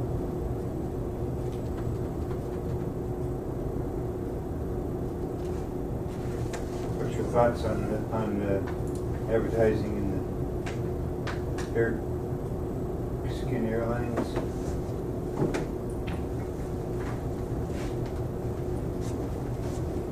Might be well just to have have an ad in there once in a while to remind those flying in Canada. It's a pretty large geography. Yeah. Yes, it is. I would look at Canada, that's our only real potential for increases. I would agree with That's- you. They've got that wide area. I know I've had cousins who are going to Toronto fly out of here to go to Toronto rather than take Bearskin. Yeah. So I think the Commissioner's right, probably well spent to put an ad in there, in color. Motion to do that? And the same size? Yes. And this is the ad that we had placed the last time, so I would probably just update it a little bit with the new terminal and that sort of stuff. Yep, support that. Motion by Commissioner Nevenen, Second.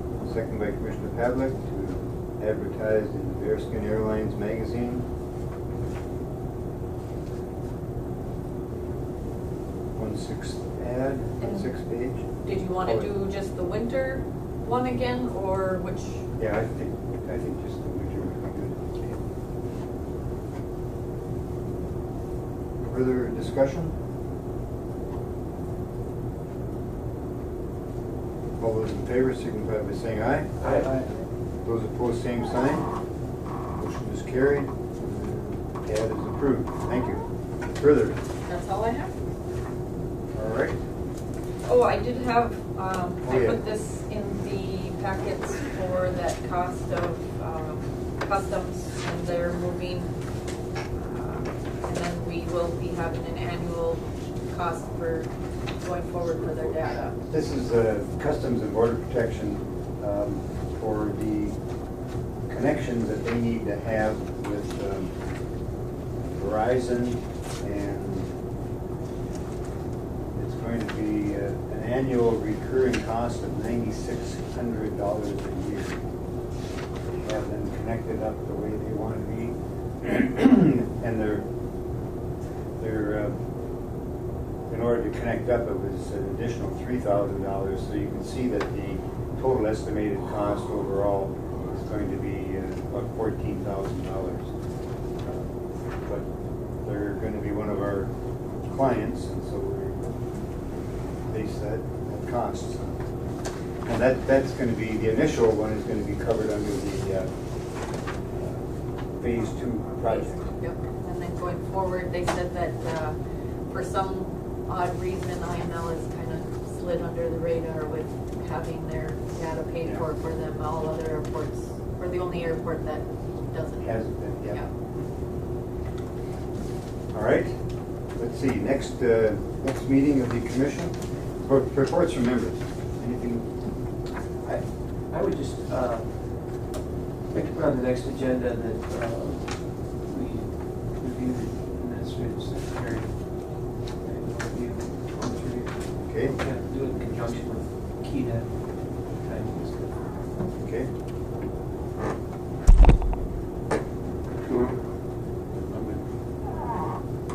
Further? I just wanted to say that, some people might question the apron expansion. From an operational standpoint, at least from our end, it's gonna be huge, because a few weeks ago, I came to work and there's an airplane sitting out there. Yeah, close. That I'm looking, oh, the heck, we're gonna get our flight out of it. Yeah. Basically, gotta give them a 180 to get out of there, and I gotta watch the wingtip just to make sure. You bet. Now, if we had the 737 come in and that plane was sitting there, We're dead. we're dead in the water. He's not gonna turn off with that, And no fault from Thor's, because people were, why is that plane there? I said, well, go look at the ramp over there where Thor's at. There wasn't any place to park them. They had to put them there. And we measured it really carefully. We Yeah. took the equipment, we knew the turning radius of the CRJ, but it was close. Yeah. Definitely close. Yeah. And then their crew came off. We had to boot them out of there because we were getting ready to turn off. Yes. You guys gotta leave the ramp here for a few minutes. A couple of downstream drivers in. Safety risk. Yeah. But it'll be huge so far as if we're gonna hope to get busier. You bet. We're gonna need parking space to be able to still operate our commercial ones. All right, next meeting, July 25th. That's correct. At 8 o'clock on a Wednesday.